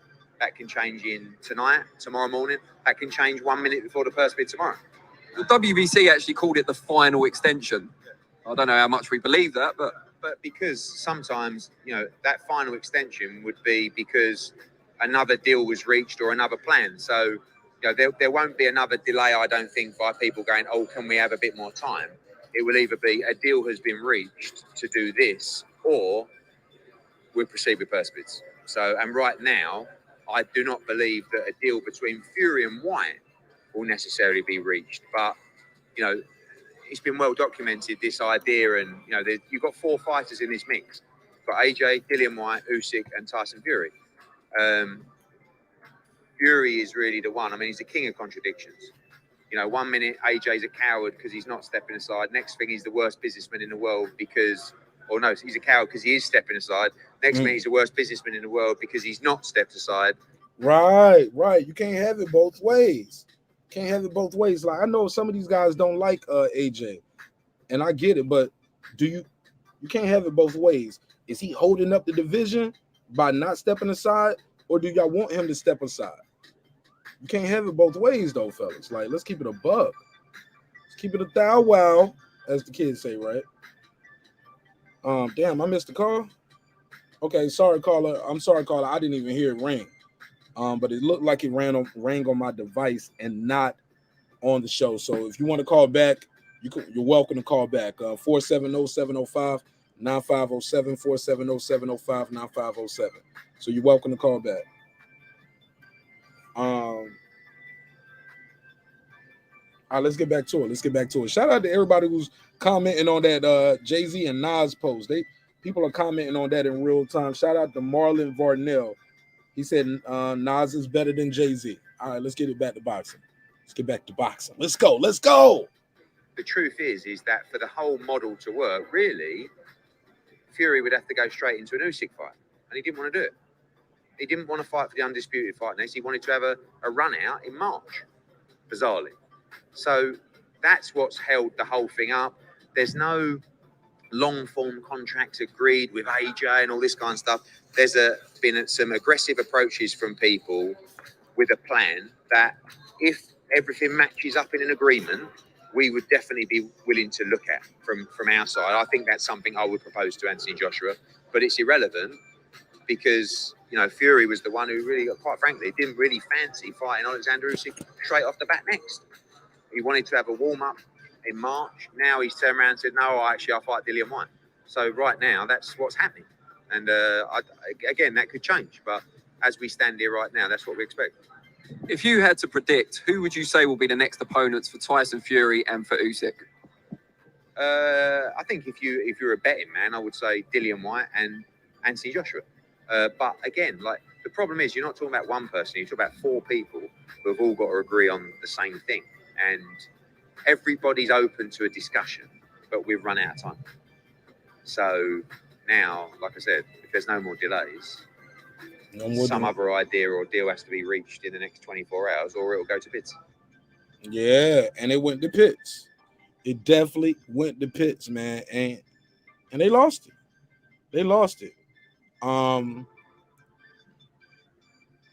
But let's keep it moving. Have you got kind of a plan in place, pretty much almost there, for Usyk and Joshua rematch? It's quite straightforward. All the terms are agreed. We know exactly what we're doing. We just have to decide the venue. I could phone up Alex Krasuk tonight and go, Wembley, end of April, and he goes, great, let's move on. But we've had time to be able to have these discussions. the problem with it as well is it's so well documented that people start getting bored of it all. Do you know what I mean? It's like, oh, come on, hurry up. And maybe that's, Fury says now, okay, let's just fight Dillian Whyte. Dillian Whyte has no problem. Dillian Whyte would rather fight Tyson Fury next than have a conversation about all this other stuff. AJ would rather fight Usyk next, but there just might be a clever plan for everybody. But at what point do you go, all right, enough's enough? And it looks like we're approaching that point. Would White suffer from public perception if he was willing to step aside, even if it was a huge amount of money, given he's waited so long now for his shot? The situation is that, Dillian Whyte would ultimately get his shot at the world heavyweight title very quickly after that Fury against Usyk fight. But he would rather fight Tyson Fury. Sometimes there's a deal in place that actually... Because they keep moving the goalposts. He was like, no, I want the damn fight. I want my chance to become champion. We got that guy, my guy, Eclipse is in the building. Everybody in the neighborhood say, yay. Talk to me, homeboy. What you think of this, man? What you think of the story? What up, though? All right, first of all right, shout out to the heavyweight division. They're getting it done. It's not a pretty process, but the process is playing out. We're on our way to having the actual true king in this division. Shout out to the heavyweight division for that. And he's going to be a Brit, right? I was getting ready to say, and shout out to the UK for they're going to be on full display with two of their greatest gladiators putting on a show for us. Hopefully it's going to be a good fight. Hopefully there's going to be a lot of gamesmanship in the build-up. Tyson's going to talk his shit. Hopefully Dillian's going to talk his shit, but more importantly, hopefully Dillian's going to back his shit up when he goes into the ring. I got nothing but love for Dillian. So like you, I am more so excited that he's finally getting his shot. This is a man who definitely deserved a shot for a couple years now. And people possibly have been ducking him, but guess what? He can put all that to bed with one punch or the right combination. So hopefully he goes in there and he's focused. So have you made your early prediction on who do you expect to win this fight?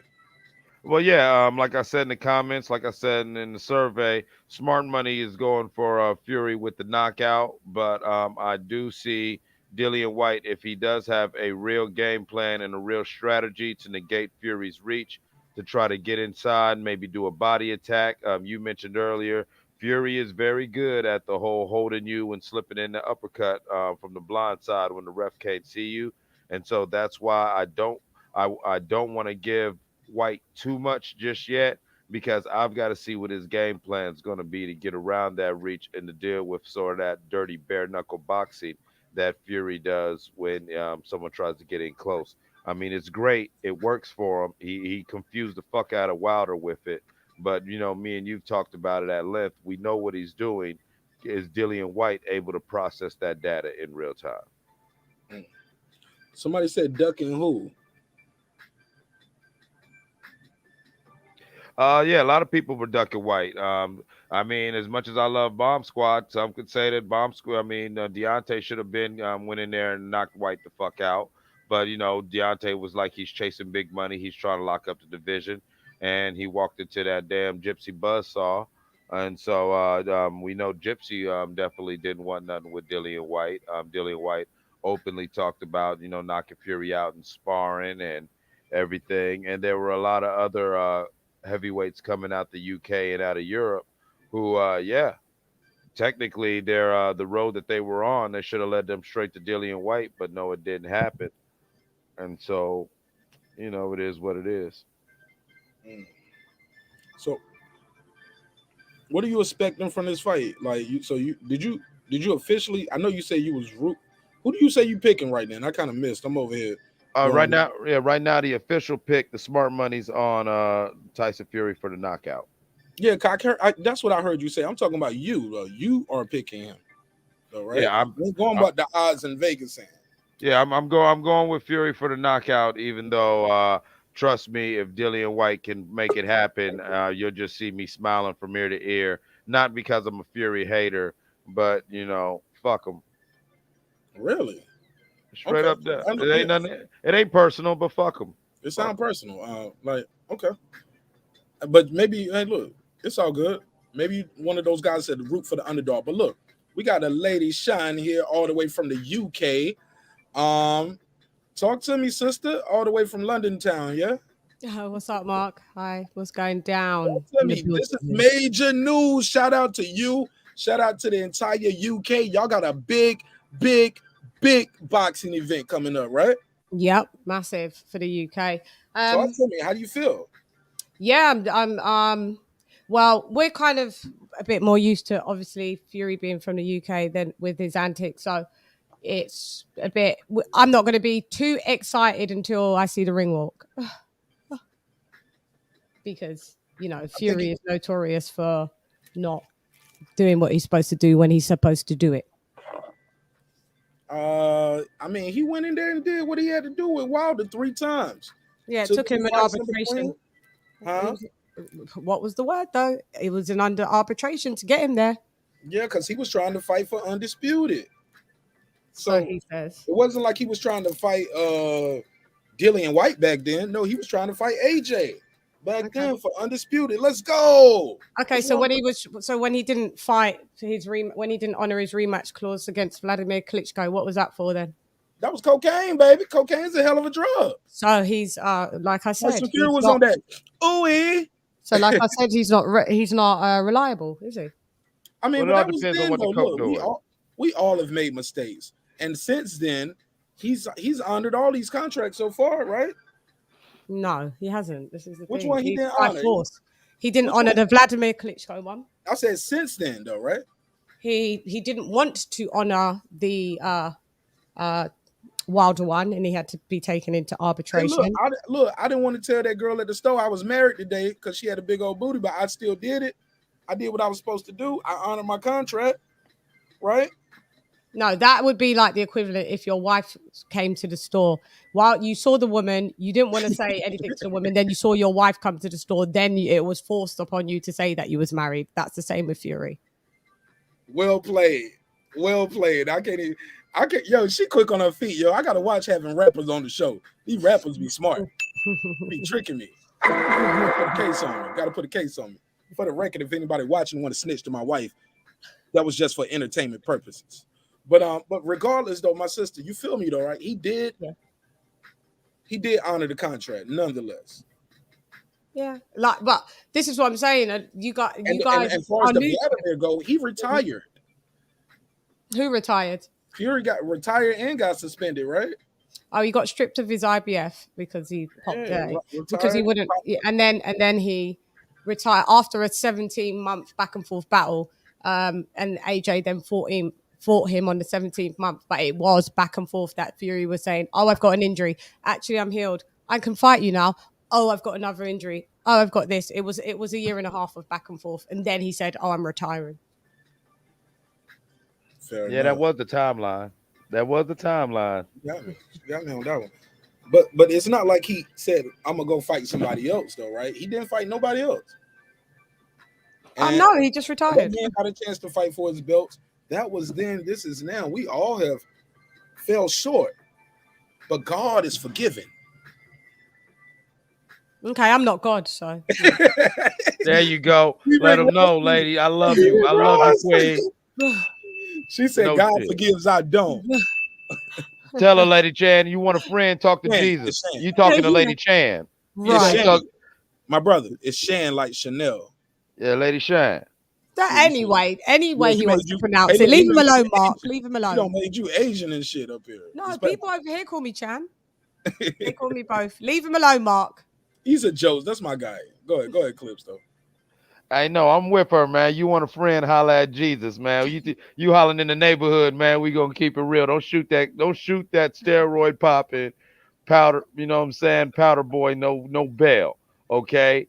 All right. He got infected, mutated boar meat all in his stomach. You feel what I'm saying? 1 minute he ready to fight. The next minute, I mean, yeah, he was doing a lot of fuckery.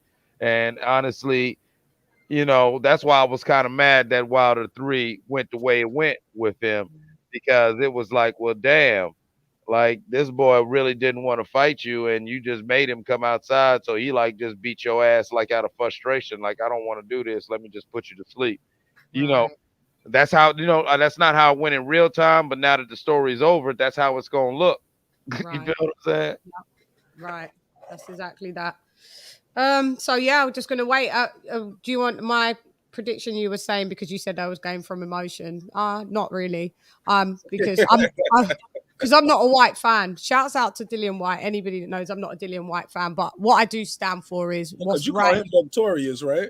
No, not Dillian Whyte Doctorious. Tyson Fury's Doctorious. Oh yeah, Not and Dillian Ortiz. Whyte. You Yeah, call Ortiz Doctorious. yeah, he'd be a bit Doctorious at a minute. But the reason why I stand for what's right, and what's right is right and what's wrong is wrong at the end of the day. You don't have to be a fan of someone to rock with them, because Dillian Whyte has been on this mission paying sanctioning fees to Mauricio Suleiman since 2019, since obtaining this belt, the interim belt from Oscar Rivas. And I mean, you're taking my money at this point, and you don't want to put me in any positions. That's kind of like extortion, sir. So he's owed this fight. It was owed this fight when Deontay Wilder had like your friend said, shouts out to you. It was owed this fight when Deontay Wilder had the belt. Deontay Wilder said, I'm going to freeze you out. Deontay Wilder did effectively duck Dillian Whyte. Then when that moved along, Tyson Fury said, go and get the interim belt and I will fight you, Dillian Whyte. He then ducked Dillian Whyte. So this is the second time round. So he's backed up against the wall. Dillian Whyte's dropped him a few times in sparring. He knows what's coming for him. On using my analytical head, who wins? Yeah, well, Dillian Whyte is the underdog. Tyson Fury, I will edge it with Tyson Fury. But who do I want to win is Dillian Whyte. So how do you see Tyson Fury winning? Well, as you can see the stats there, Tyson Fury's reach, what is it, 85-inch reach virtues. But people don't realize Dillian Whyte has a very underrated jab. Even when I'm looking at these stats, the funny thing is they're quite evenly with their knockout ratios and stuff like that. But the only difference is that these stats don't tell you is like who's the more powerful puncher.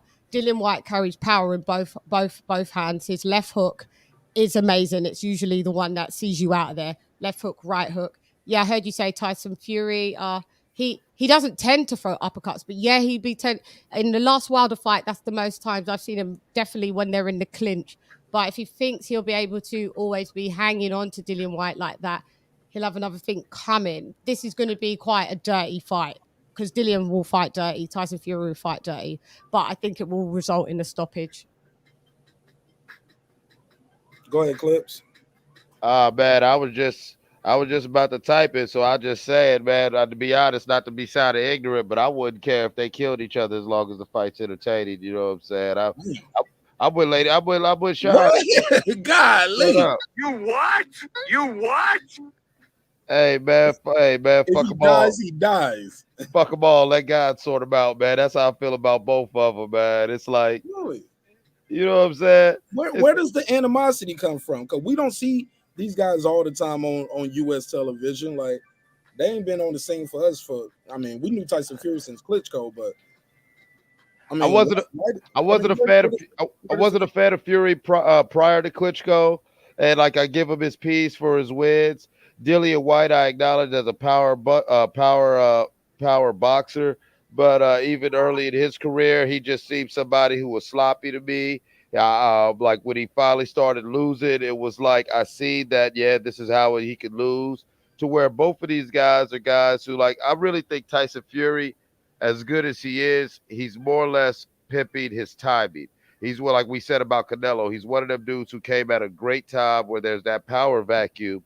Where I see Tyson Fury with maybe 2 to 3 more fights, and if he's able to be successful in them 2 to 3 more fights, hurry it up and retire and get the fuck out of there before he gets what's coming to him. And with Dillian Whyte, I just feel like he's a quality contender. But do I think he's upper echelon? He's gonna have to show me. So to be honest with you, you know what I'm saying? Fuck it. Let them both leave everything in the ring, and fuck it. If they both end up staying in the ring, well, fuck it. That was entertainment. Right. I'm a Roman at the Coliseum when it comes to this shit. Fuck it. Let them die. You're going to be up there with the thumbs down. Thumbs down. As soon as the fight starts, off with his head. Fuck it. Go ahead, Lady Shan. Yeah, Tyson Fury is an all-round better boxer, but we have seen evolution with Dillian Whyte from, when you look at him, he's only had 2 losses, so I'm not sure when he started to lose, where that term came from, because he's only lost twice, and he's lost to Povetkin, as we know, who is an elite boxer that comes from how many years and hundreds of amateur fight background. Amazing. Just recently retired, WBA regular champ. And then we saw him lose to Anthony Joshua in a grudge match for the, I think it was a continental and British title. And so he's lost his resume. Dillian Whyte's resume is amazing. He's fought a lot of people, more people, got better resume than Tyson Fury, bar none. But yeah, he's only lost twice, and his kryptonite is the uppercut. Once he gets uppercut at the right velocity, he doesn't seem to recover at all. It's just straight fades into black, unfortunately. So that would be the way for Tyson Fury to sit down on his punch and catch Dillian Whyte coming in and uppercut him. Right, with that jab, slip the jab, throw the uppercut. That's like the caller said earlier. Shout out to my dude, Gentleman's Game. He said the same thing. Like Dillian's Whyte kryptonite is the uppercut. Oh, he said that. Yeah. That's facts. And Tyson Fury, like this guy in Tyson Fury, he's gonna have to lunge to jab Tyson Fury. I think Tyson Fury is like just super. Believe it or not, I know he's the favorite going into this, especially coming after an amazing knockout. But he's also the fresher of the two, yeah. Like he just fought Dillian Whyte. By the time they fought, he's gonna been out the ring for 13 months. Mm-hmm. Tyson Fury fought. When did he fight Wilder? That was November. November, yeah, something like that. Early fall, late summer. No, Wilder 3 was October the 9th. Yeah. Oh, that's October. Yeah, he fresh. So 6 months. Mm-hmm. 6 months versus 13 months. Yeah. Now, as you get older and you're a heavyweight, sometimes that 13 months helps you heal as you're getting older, but it also can give you rust. I don't see Tyson Fury coming in there rusty, and even a rusty Tyson Fury. I see him beating Dillian Whyte. His confidence is at an all-time high. Yeah. Like I said, I would be edging Tyson Fury to win. Definitely. I could see why people would say Tyson Fury would win. But just don't count Whyte out of the fight entirely. That's all I'm saying. He's faced way more elite boxers and throughout his career, to be honest. So yeah, he'd be out the ring 13 months. He was out the ring nearly the same, maybe about 10, 11 months when it was for the rematch. By the time he got the rematch with Povetkin and stopped him in a great fashion. So I don't know why. We'll see. Styles makes fights, as they say. But yeah, obviously you would edge Tyson Fury, and the facts that you just said, I agree. So what's your thing with Tyson Fury that you don't like, and what is it that because you're not a fan of either of the two, correct? Yeah, correct. So and what is it that you don't like about either of the two? Well, I don't like. No. I mean, I like. I'm not a fan of either of the two, but doesn't mean I dislike. Just because I just don't like. I don't like Fury, but if you want me just to put in my analytical head, I can separate my dislike from Fury to his pros and cons for sure. I just don't like what Fury stands for. I don't like he lacks integrity. He's a bad sportsman. He's a liar. Elaborate on that. Elaborate. Lacks integrity, meaning what he does. He's a character. He's a theatrical character. So you sounded muffled. You breaking up. Say it one more time, sister. He's a character. He's like a theatrical character. So he says one thing, but really means another. Uses mental health as his crutch that nobody can go after him. He's almost worshipped for the things that other fighters have done, and they've been tarnished for the rest of their career. He's popped. Example. Give me an example. Popping dirty multiple times. Yeah, I think that was a bad example. That doesn't make you a great sportsman. Always using another athlete's name to sell his future coming fights, messing up bags, messing up great fights, because when there's always turmoil, it's always when Tyson Fury's at the root of it. to be honest. Like we could have had Break it down. undisputed. We could have had undisputed last year, but Tyson Fury was quite adamant that even though the arbitration that he could have got out with a $20 million step No, aside, keep in mind. Hold on. I don't mean which to cut was you off. revealed. Let's be fair. Let's keep it clear that we had COVID, and so that stopped everything and pushed everything back. And he was still trying to fight and stay active. No, he wasn't. Yes, he was. Remember, he was trying to. Hold on. Remember, he was trying to fight somebody else first, and then they said, "No, you can't do that." And then he was. Remember, he was trying to fight in like Yeah, I can give you the timeline. I can give you. I followed the case like really closely. Go for it. So, if I'm wrong, I have no problem with that. Go for it. Yeah. So he was offered at the time, 2018. This was when it was going back and forth with 2017, 2018 was going back and forth with Joshua and Deontay Wilder at the time, offering money. The deal, for whatever reason, we're not going to go down that road because it just go into another thing. That didn't happen. But yet, Anthony Joshua's name was continuously used to kind of piggyback to because I'll bring you up to speed. So what Deontay Wilder did, he kind of initially said that he would fight Joshua, and then he came over to the UK, went on morning TV, and kind of just was doing that WWE stuff. Joshua's this, Joshua's that. He don't want to fight me, he's that, and then kind of said, "All right, we'll fight." And then a week later, it comes out in the press that Deontay Wilder and Tyson Fury are going to fight. So okay, so that first fight happened in 2018, and then as you saw the outcome of that was the draw. So then in the meantime, what Joshua did was then offer Wilder, let me fight you for undisputed, and you don't have to do the Fury fight. Here's this XYZ amount of money, and we can do undisputed. For some reason, that was turned down, which later on was acknowledged by a tweet from Wilder. And in the meantime, between Fury 1 and Wilder Fury 1 and Fury Wilder 2, they both took interim fights. So basically, you took that you guys like.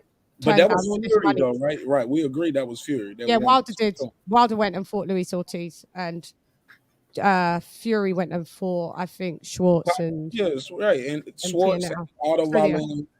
Yeah. So in between all of these fights, there was like 4 different fights that had happened. But if you're, AJ got stopped by Ruiz during this time and had to do a rematch. Yeah. But then remember, regained his belt 6 months later, so they was back in the rankings to offer. But he wasn't going 6 months later. He wasn't about to fight 2 weeks later, so he pushed the shit back for at least another. Look, it took him 6 months to train. He wanted to fight. They would have to make a deal. He would have to promote it, go through another training camp. That's another 3 to 6 months right there. Okay, well they took 3 to 6. So everybody's involved. Okay, so then he won back his belts, offered money, still was turned down for undisputed. Anyway, Fury beat Wilder, I think 2020 Feb, and took his belt. And then that was when AJ was like, cool, let's do undisputed. Fury was back and forth in. AJ said, I will give you 50-50, even though, really and truly, you're not really worth 50-50 at that point. But let's get this fight off the road. Tyson Fury was like, yeah, okay. Then obviously COVID happened. By the way, most of the elite still all fought during COVID. AJ fought during COVID. I could list loads of fighters. They took lesser paychecks and still fought within. Terrence Crawford fought during COVID. He didn't take no pay cut, though. Remember that? Yeah. Remember, he was like, I ain't taking no pay cut. Yeah, so that's what I'm saying. So fighters were still fighting. The elite ones were still fighting within COVID. They was in bubbles. Eddie Hearn had his back guard. But the money that these guys was demanding, though. Remember, Bob Arum said they can't fight. They gotta. I remember Bob Arum doing an interview said we gotta have fans for a fight but then, because you're of the right. person. Yep. And then Tyson Fury came out and said, "I don't care about having fans because I just want to keep." That ain't his decision, though. Okay, but I'm just giving you. Can I just give you what he was saying? The timeline. Am I allowed to just give you the timeline? No. You good. You good. How contradictory that these. I don't. But if you're giving me let me say this. Mm-hmm. But as you're giving the timeline, though, all of this ain't Tyson Fury's fault. Majority of it isn't. Whose? What? I'm sorry. Whose majority's fault is whose? No, it's not a majority of nobody. No, you said it's not all Tyson Fury's fault. Yeah, it's not a majority. Like the money, far as he can say, He can say all you want to. I don't want to fight. Mhm. I don't care if fans are there or not. The money that you deserve, I mean, the money that you're slotted to get, the money that we owe you, and the money we owe Wilder, we can't pay for all of this if we can't have fans in the building. Okay, so then move forward. So the COVID thing happened. Like I said, Tyson Fury said, I would like to fight a stay busy fight, which I'd like to have that in December. To us, and Bob Arum stated that the contract between himself and Wilder was expired due to some kind of act of God clause, and XYZ. And there you saw all that going back and forth. So then Tyson Fury went into talks with Cabello. Cabello agreed all the terms, and then all of a sudden Tyson Fury went radio silent. Then I interviewed Carlos Takam December 2020 and he was in talks with Carlos Takam for a week. Carlos Takam told me the same thing. After a week, we went radio silent. All of a sudden, there was no mention of these interim fights. Then he comes out with all, the back and forth with Deontay Wilder, with XYZ and mediation and arbitration, and then brought into where we are now.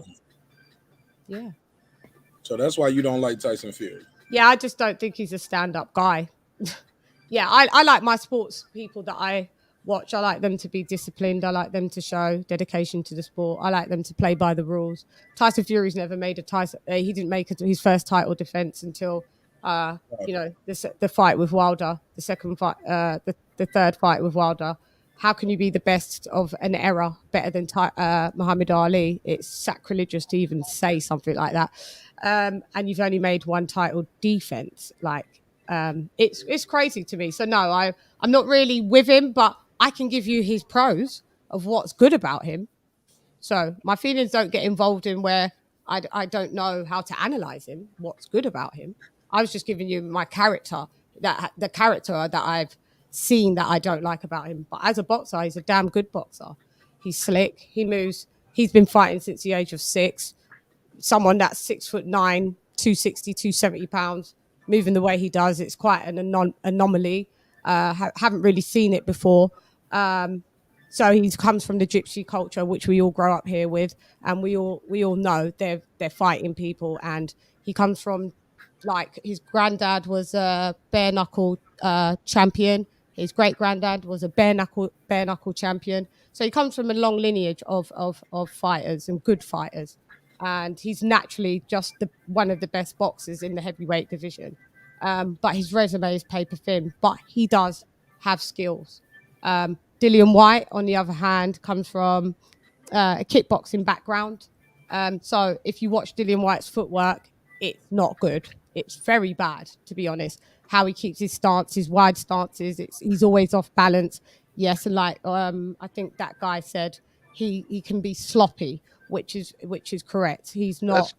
I'm sorry, Lady Sean, I'm not to cut you off, but I did not know that he has a kickboxing background.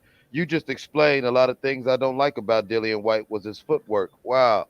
Yeah. I was waiting for my turn. You just explained that. I'm sorry. Go ahead. No worries. Yeah.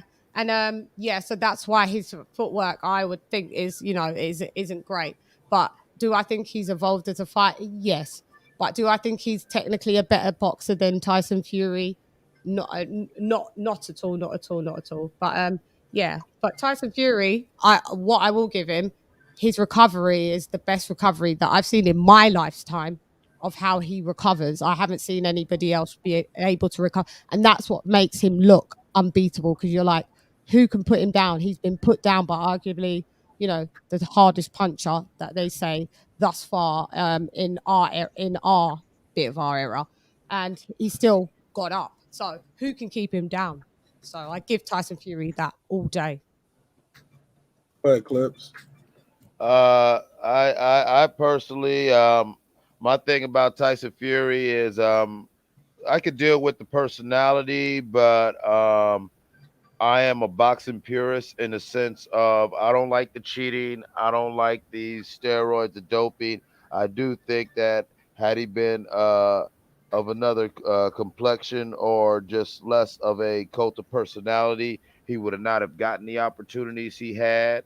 When you think about some of the more famous villains in boxing, I always bring it up. As for everyone that hate Floyd, you know what? Floyd don't pop dirty. All right, yeah, Floyd talks his shit, but he went in there and he did what he had to do with very little asterisks. You know what I'm saying? To that shit, because most of the shit that people say about his fights, as you know, that's just sour grapes that ain't even really filed wide. Meanwhile, Tyson Fury, some of the things that you could say about some of his fights, it's like, yeah, that's a legit argument, but I'll be the first to say, but he still what? Dillian White. I thought Dillian Whyte, when he was chasing down Wilder and all like that, I thought he was just doing a whole bunch of woofing. And I thought they were things that he could have probably done himself to make himself more marketable and push the issue. And I think that he did a lot of that. He did a lot of that crying, blaming other people, when I think that maybe there were probably more things he could have done on his end. And so I don't know. I saw flaws in his game early in his career that I see still haven't been corrected. And so both of those guys, like, I don't want to shit on none of them as boxers or athletes. These are great warriors, great representatives of the UK fighting community. However, both of them, as far as personality, leave a lot to be desired, in my opinion.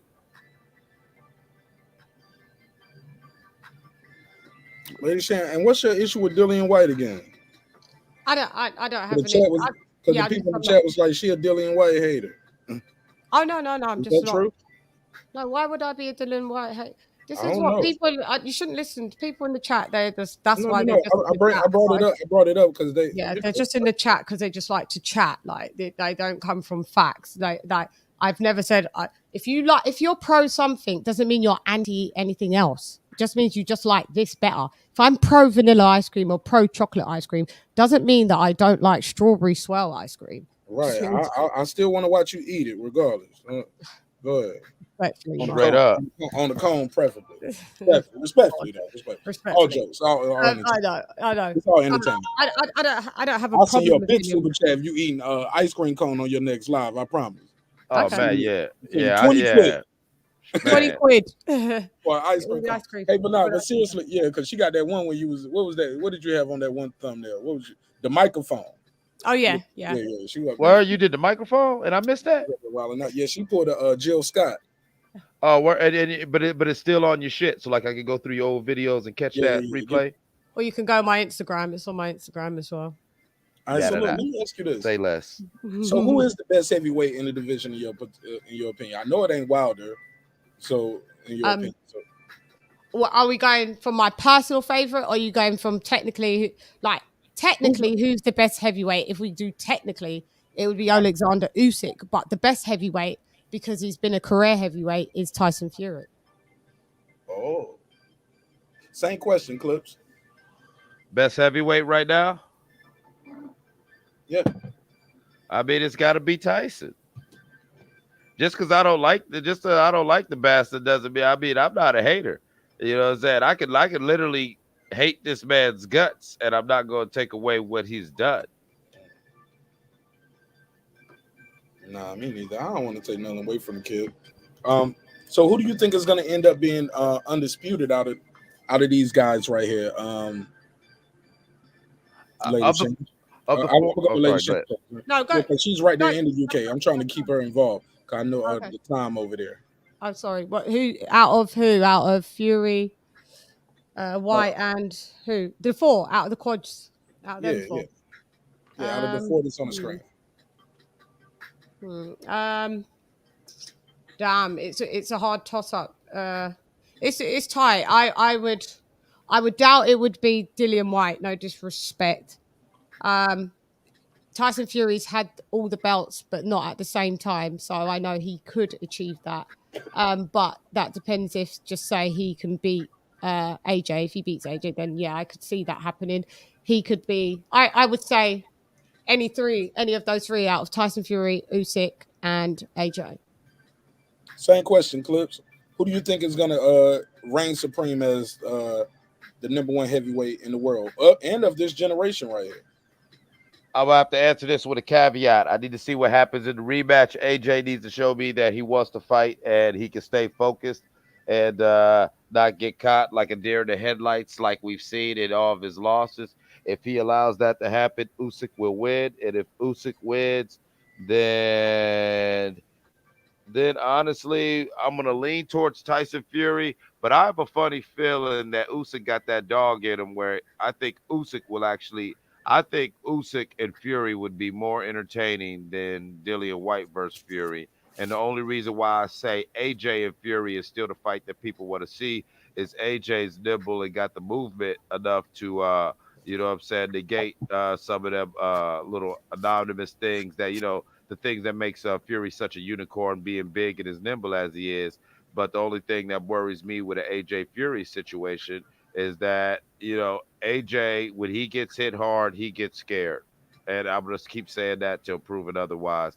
I just, like I've told you before, and both the times he lost, you could see it. He was fighting this fight. He was being lackluster. And then when dude starts getting off and everything, he'll start smiling at you like, oh, that's a good shot. That's a good shot, mate. Try to be all polite, and then 2 rounds later, you see this thing go on the ground and look it up like, oh fuck, I'm really hurt. And it's like, yeah, nigga, you're in a fight. You feel what I'm saying? And so I right now I'm gonna have to lean towards Fury, but honestly, if Usyk can beat AJ again, I think Usyk can go in there and upset Fury.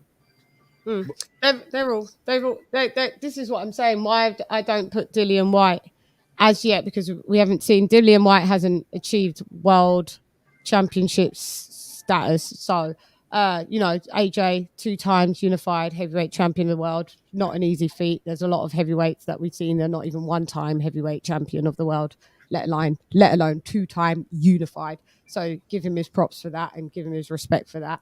Then you've got Fury that's collected all of the belts but never held them at the same time. Give him his props for that, for obtaining all the belts. But I think it's harder to have all the belts. I think it's harder to keep most belts, being a unified champion and defending Mando after Mando after Mando.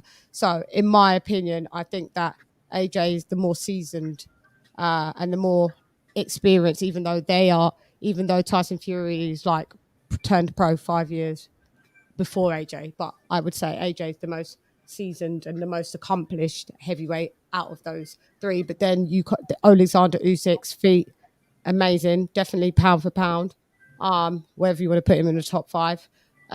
Undisputed, undefeated, came from the same Olympics as AJ, golden Olympian, and by the time he was in his 15th or 16th pro fight, he'd cleaned out the cruiserweight division and was undefeated and undisputed. Moved up 2 heavyweight fights. 3rd heavyweight fight, you become the unified heavyweight champion of the world. Yeah, but like I would put that as an amazing feat, even before Tyson Fury, to be honest. So AJ and Usyk, in my opinion, are elite over Tyson Fury. But you know, people won't like that. People won't like that. But I'm not here to appease what people want to be liked about. I'm just here to state the facts. And it's your opinion too. It's still your opinion. Yeah. You know what I'm saying? It's all subjective, especially when one guy is undefeated still, and it's not subjective. Everything that I said is a fact. When you say somebody is more skilled, that's your opinion. No, I said the only thing that was my opinion. I said that I think those 2 with those stats are more elite over Tyson Fury. Obviously, Tyson Fury is deemed as elite, but everything else that I've said to you was a fact because they're all stats. Fair enough.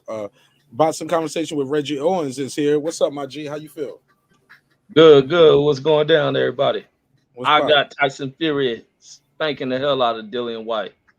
It's gonna be an embarrassing matchup, man. I just don't think Dillian Whyte offers anything going into this fight. I don't see what adjustments he makes to get around the height of Tyson Fury. How does he stop the movement of Tyson Fury? He's very fluid, can move around the ring pretty well. He's tall, so his steps are way greater than what Dillian Whyte have to do to close distance, and he moves very swiftly. Dillian Whyte just can't go out here trying to wing off shots, trying to land a lucky hook. Tyson Fury can eliminate that by extending his arms out, reaching out to grab Dillian Whyte, and just lay on him. I think that works to his advantage, the way that he applies physical pressure on people, laying on them, and Dillian Whyte has cardio issues. Tyson Fury's cardio is always on point.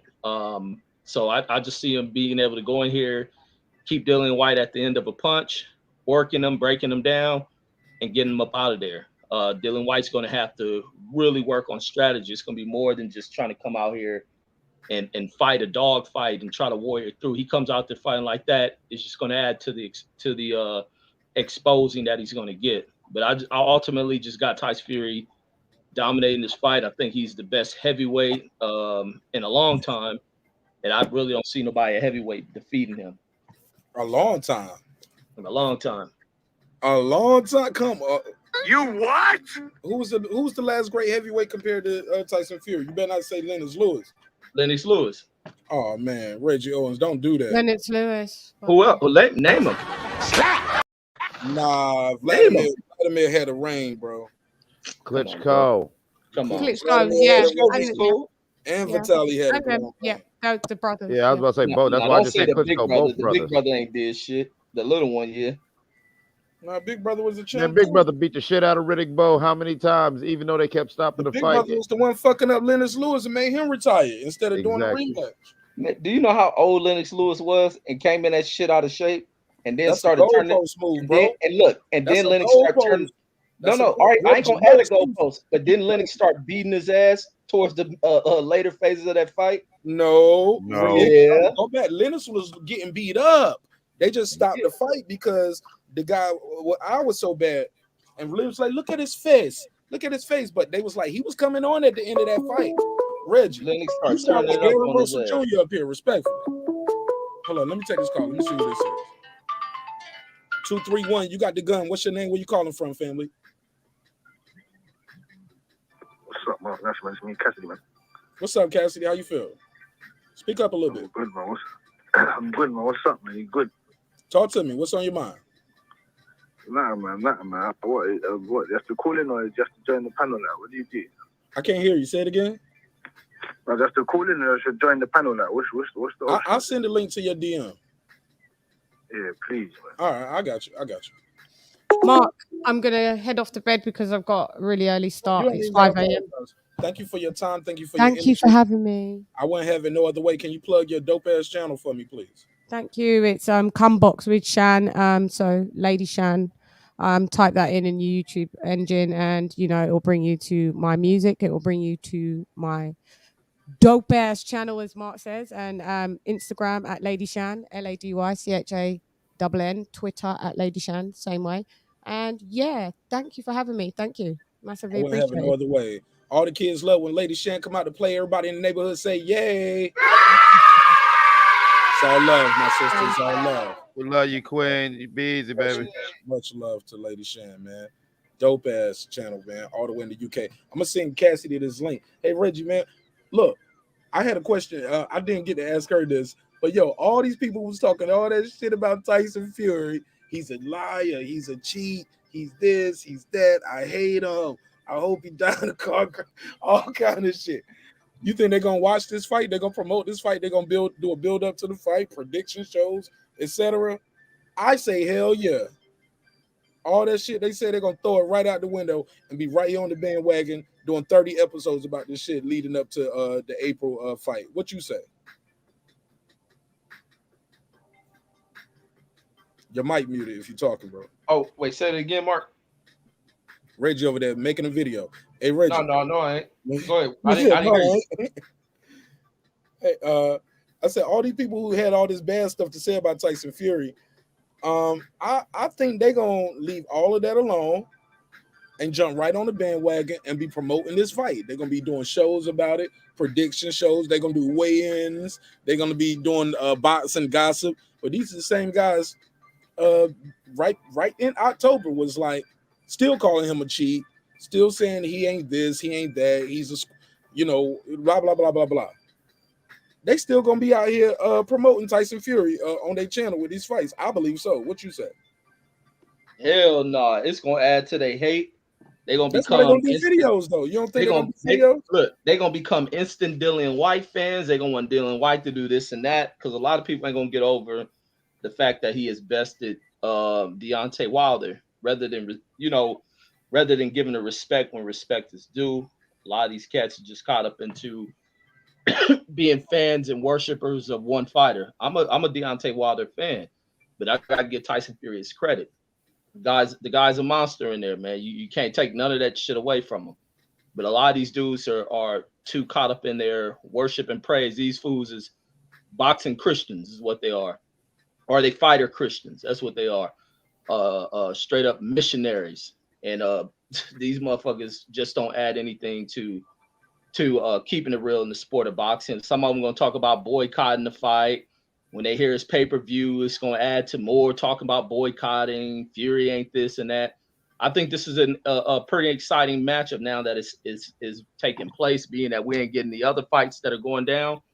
It'll be interesting and intriguing thing. And even though I got Tyson Fury dominating Dillian Whyte, Tyson Fury mess around, get caught with anything, he could be. But I ain't gonna say he can be put to sleep because we watched this fool take a punch from goddamn Wilder and get the hell up.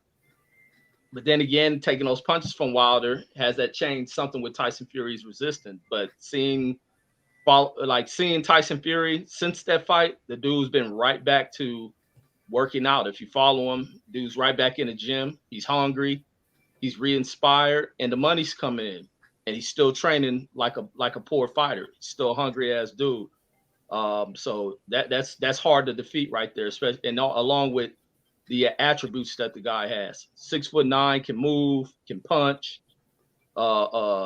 He's physically strong, stronger than most of the heavyweights in here, and it's just gonna be hard. Dillian has to show more. Dillian in his last few fights hasn't really shown me anything except him going in there trying to exchange rather than kind of being busier with his jab, establishing his jab, better punch placement, better setting up. Everything's telegraphed. Tyson Fury gonna be looking down at him like a hawk, seeing all that shit.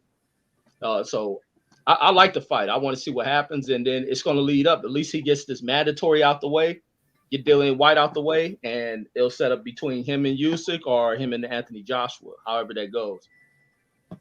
Yo, but I get your synopsis of it, Eclipse. But the way I meant the question was this: like, these guys weren't Dillian Whyte fans neither. They didn't want Dillian Whyte to get no tight shot when Wilder had it. It was like, he don't deserve it. What he done? Who he beat?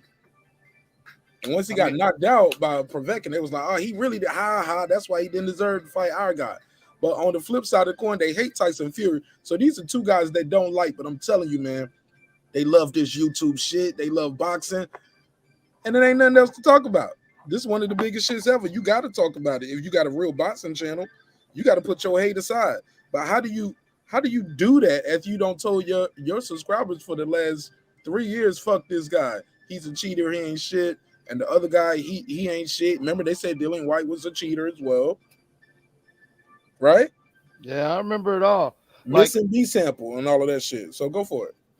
I mean, both these gentlemen got smut on their name, so let's not dance around it. There's smut on both their name, and now let's keep it all the way 1,000 wow. Now there's some people who hate Tyson Fury or hate Dillian Whyte, and they're gonna jump on the bandwagon and get to eating dick. I'm gonna keep it 1,000 wow and be just me, that guy Eclipse from 330. Fuck them both. Never liked them. Still don't like them. I'm gonna watch the fight, but I'm gonna keep it real. Like they both got to show me something, because right now, if it's what I think it is, and Tyson goes out there, mixes it up until he gets the knockout, then I'm like, fuck him. You feel what I'm saying?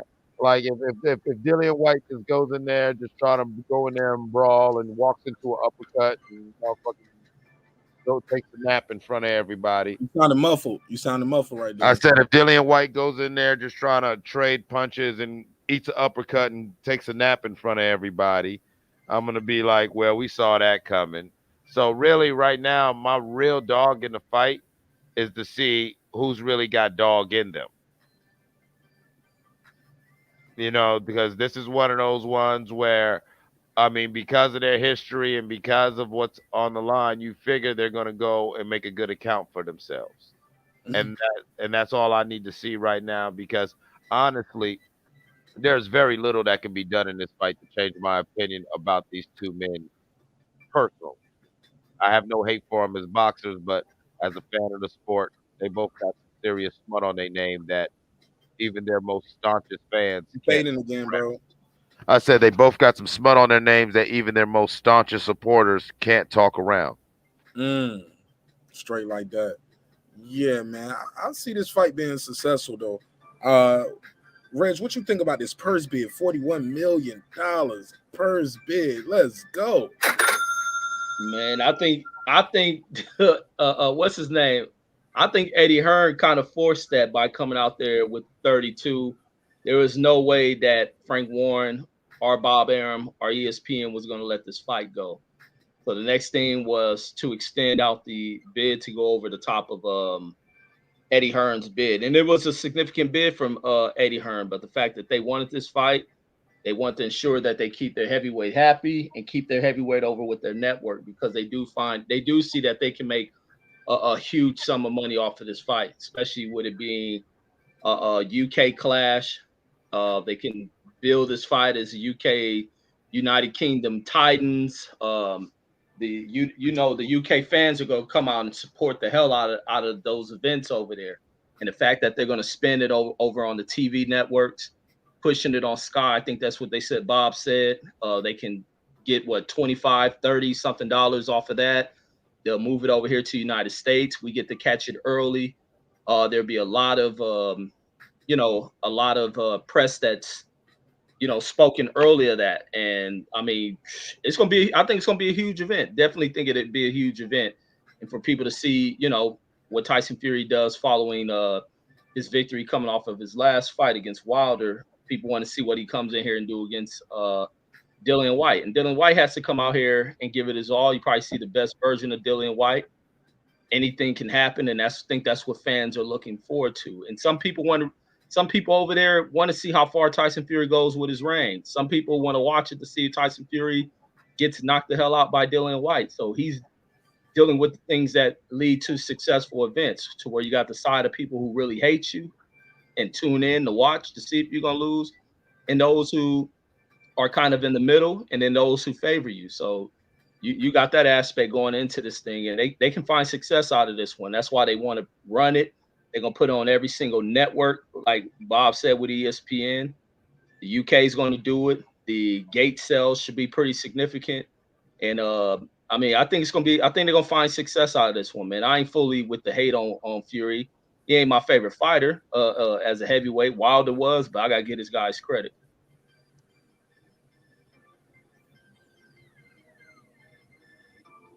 Go ahead, Clips. Go ahead. You got anything? Yeah, man.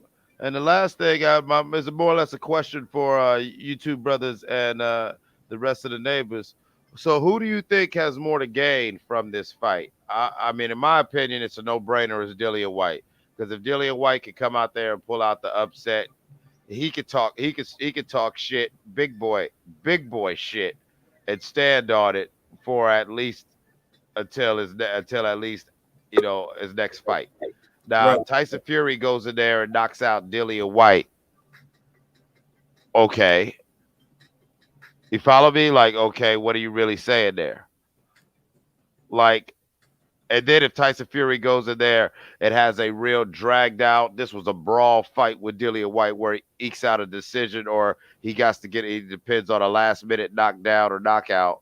Then it's like, damn, Tyson Fury, you couldn't get him out of there like that. Like, I really think in many ways this is a lose-lose for Fury, other than he's staying busy and he's staying on this campaign to be undisputed heavyweight champion.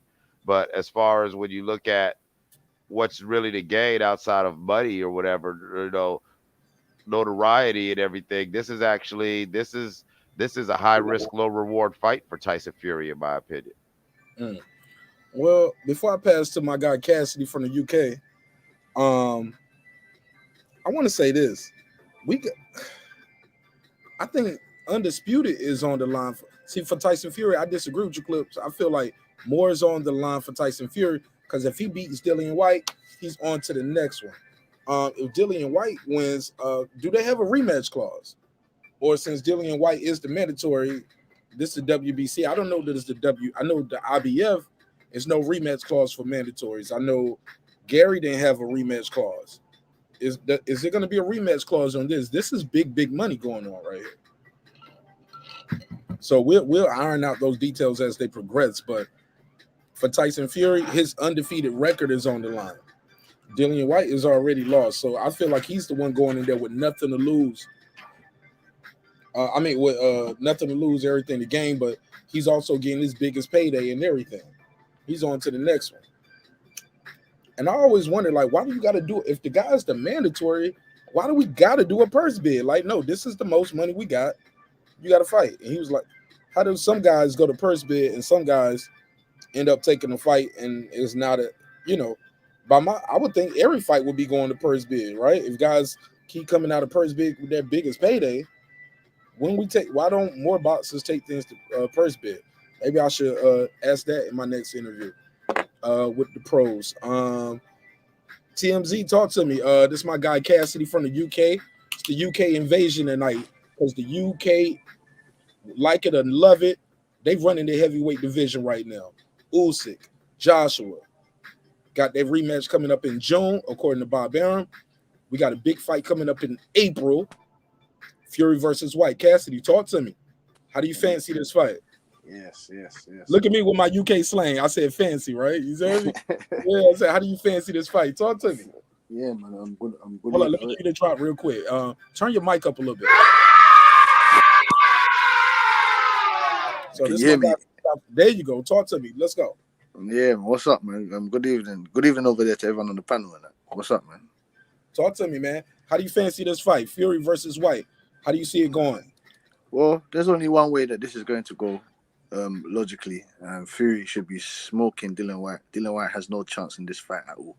Obviously, he's got a puncher's chance, but I don't see that happening at all. But he deserves his title shot. He's been waiting many years for it. So all I can say is let the best man win. But I just want to see Fury versus Usyk. I think Fury will just you put away Usyk, no problem there at all. Usyk is 6'3". He can move, but he's a real cruiserweight. Tyson Fury is a big 270-pound monster. So you don't think all the skills that Usyk possesses, he ain't got enough skills to beat this big guy? Nope. A great big guy always beats a great small guy. King David might disagree. That's fine. Can't bring no slingshots in boxing, though. Can't bring no slingshot in the ring. Let me say Good this, point. man. Fair enough. Hey, look, let me ask you this. How do you feel about Dillian Whyte's chances, though? Can he catch the Gypsy King with a shot? No. He took the shot from one of the most powerful heavyweights you've ever seen. Wilder. He got up. And Wilder, he would have waxed Whyte as well. That's what I think. Anyway, he would have waxed Whyte. Whyte got knocked out by Povetkin. Povetkin past his prime. It wasn't Povetkin in his prime. Oh yeah. Povetkin was meant to fight Wilder. I don't understand that. Dillian Whyte is not. He has no skills. He's getting caught with basic shots that he shouldn't be getting caught with. He has no terrible footwork. Terrible, but there's many fighters that has terrible footwork, but they're still getting guys out of there. Danny Garcia, he's got terrible footwork. He's flat-footed, but he's still getting guys out of there. Jamal Charlo doesn't have the best footwork in the world, but he's still getting guys out of there. There's big guys that don't have the best footwork, but it's all about the mental at the end of the day. Anyway, he's ready to fight. He's ready for a war. I want to see that. That's an action-packed fight. There should be many. I think there's going to be some blood in there. There should be some blood in there. And I say he gets stopped before the 7th or before the 8th. He gets stopped. I think Reggie O got the same prediction, right? You got Fury in 6, right, Reggie? Yep, about round 6. Yeah, you're not understanding that. The guy is 6'9", man. He's 6'9". He's 270 pounds. Dillian Whyte is 6. I've seen him. He's from the ends. Like he's from Brixton. Like he's 6'4". Like he's not. There's no that. It doesn't make sense. Like they're going to get destroyed. Tyson Fury is the best heavyweight in our generation. I don't care if you want to say you don't like him for what he stands for. He's not here to stand for us. He's just here to get in the ring and fight. He is one of the best boxers ever. That's what I care about. Hey, Reggie, what's a generation? When people say that, best fighter of our generation, what do you count a generation, Reggie? Because let's say you 40, right? You was around to see Tyson. That's part of your generation or no? Talk to me, Reg. Yeah, that's my generation. Shit. But I would count a generation in boxing maybe during as an era. I don't even think it's a specific amount of years, or maybe you can count it as 10 years, or after the reign of a dominant heavyweight goes away. So you can probably put them in the block, place them in the blocks. That's the way I think I'll view it. So when you say an era, how long does an era last? Can an era can last for 2 or 3 years? Does an era last 5 years? Like how long? Because we saw Tyson, but we also saw Holyfield. We saw Lewis. You know, we seen some eras. It depends on the people you group in that block. That's just like this recent welterweight era. It's in that era will be Terrence Crawford, Sean Porter, what is that? Keith Thurman, Sean Porter, Terrence Crawford, Earl Spence. The next era will be with Boots and the ones who come up after that. That's a short ass era. These guys holding the belts up during their eras then. And they're wasting it. They're not fighting each other. Go ahead. And they're wasting the era. And the torch with that era will be passed over to Jaron Ennis if he's successful. And then those who come up in that group. Go ahead, Cassidy, and then we're gonna let Clips jump in. Go ahead. Oh yes. That's a good. Like you said, if everyone's talking about Ennis, Jaron Ennis, let's see if Tyson Fury, for example, Oh, shit. Over there taking a piss. Let's go to Clips while he get his zip up. Yeah, go ahead, Clips. Yeah, man, be careful, mate. Don't get your Franken beans caught up in the zipper, all right? Yeah. Go ahead, Clips. Go ahead. Yeah, I mean, you brought up a great point. You and Reggie with your back and forth right there. When you look at a generation, which is in most terms of like sports, it's like a 10 to sometimes 15-year period, but normally it's each decade we'll call it a generation. That's why we have this vitriol, and that's why we have this sort of disgust with the sport of boxing, is because yes, boxing more than other sports, we have seen the people who dominate generations. Did they really dominate the generation, or did they just fucking get a belt and hold the shit hostage? Did you know what I'm saying? Did they work their ass off to get a whole bunch of money and then start talking about money the minute they got the belt? And next thing you know, you looked up and the nigga had the belt for 7 years, and he went on a 4-year campaign to get the belt. So shit, he's been a top tier fighter for 11 years. I guess he's the best fighter of the generation, and that's why you get people like, is he really? Is right. he really? Kick him out of here. You were banned from the server. Right. Get out of here with that shit. Babysitting the belts, homie. If you can't get the fight, now get it. I get it. Some guys ain't got the frame to move up. Dominate your division. If you can't get the fights, just keep winning. You know what I'm saying? Right. No excuses. Just keep winning. But some of these guys move up for the check and get their ass kicked, then come back down and then defend their belt and finally fight the guy we've been waiting for you to fight forever. You know what I'm saying? But now it don't hold as much weight. Right, and that's when, and I'm once again not trying to wax nostalgic and be that old nigga who's talking about old back in my day, but anybody who's an 80s baby like me knows that they were ducking. There were people who ducked in the 80s, but even without the social media pressure that we can apply on the sport now, the sport itself didn't allow people to run without being held accountable. The people who ran, the people who ducked certain people, like even the people who were in the Hall of Fame, they got those asterisks by them names where everyone's talking about, but he never fought such and such. But now we're in an era where there's all this data, there's all this instant media where we can whatever, and now all of a sudden you're hating or you're whatever when you're just saying the fact that, you know what? Well, he's had the belt for 7 years, but he's had 3 fighters that he should have fought 4 fucking years ago. And there's no excuse that he didn't fight these fighters. So you what? Didn't fight him. Go ahead. Yeah, you didn't fight him. I don't go other side of the street. Oh, I was trying to do this. And at least in the 80s up until the mid to late 90s, you would get laughed at. Reggie, are you with me? Anybody who's somewhere near my age, motherfuckers did not take you seriously when you tried to get in an interview and start talking that, oh, well, I'm not doing this because of this and I'm not doing that. Because all we as fans are hearing is you're not doing it. Look at Riddick Bowe's life. Yep. Imagine I was about to say it. Imagine if Mayweather and Pacquiao never fought. Imagine how much that would have kind of left that asterisk upon their career and the questions it would have left. It's a good thing they filled that void, because that would have been a huge thing to kind of put the stamp over his career and question marks. I think that's what put Floyd over the top with a lot of people too. Not just like first of all, he broke his own pay-per-view record with Oscar, right? Let's be clear. They broke that. He broke his own. Like the kids start breaking his own pay-per-view records. And say what you want to say, where we don't fight for money, and I get it. Thou shalt not pocket watcheth another fighter's money. I get it. But all these young boxers, that's what they look up to. That's what they want to do. Like they ain't even got it like that.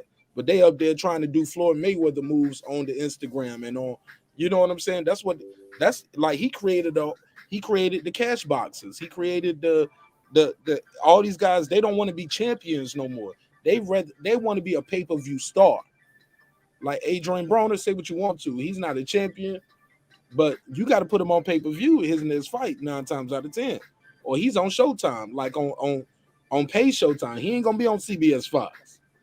Go ahead, Cassidy, though. Like these kids want to be pay-per-view stars more than they want to be champions, in my opinion. What you got? Yes, man. Sorry about that, man. Before, man, I lost my train of thought. No, hey, look, we act like it don't happen. We keep it moving. We made a joke. We kept it moving. Yes, Go ahead. yes, man. This is what I wanted to say, man. Back in the day, obviously, there were so many heavyweights that were at the peak of their, like Riddick Bowe, Lennox Lewis, Tyson, Ernie Shavers,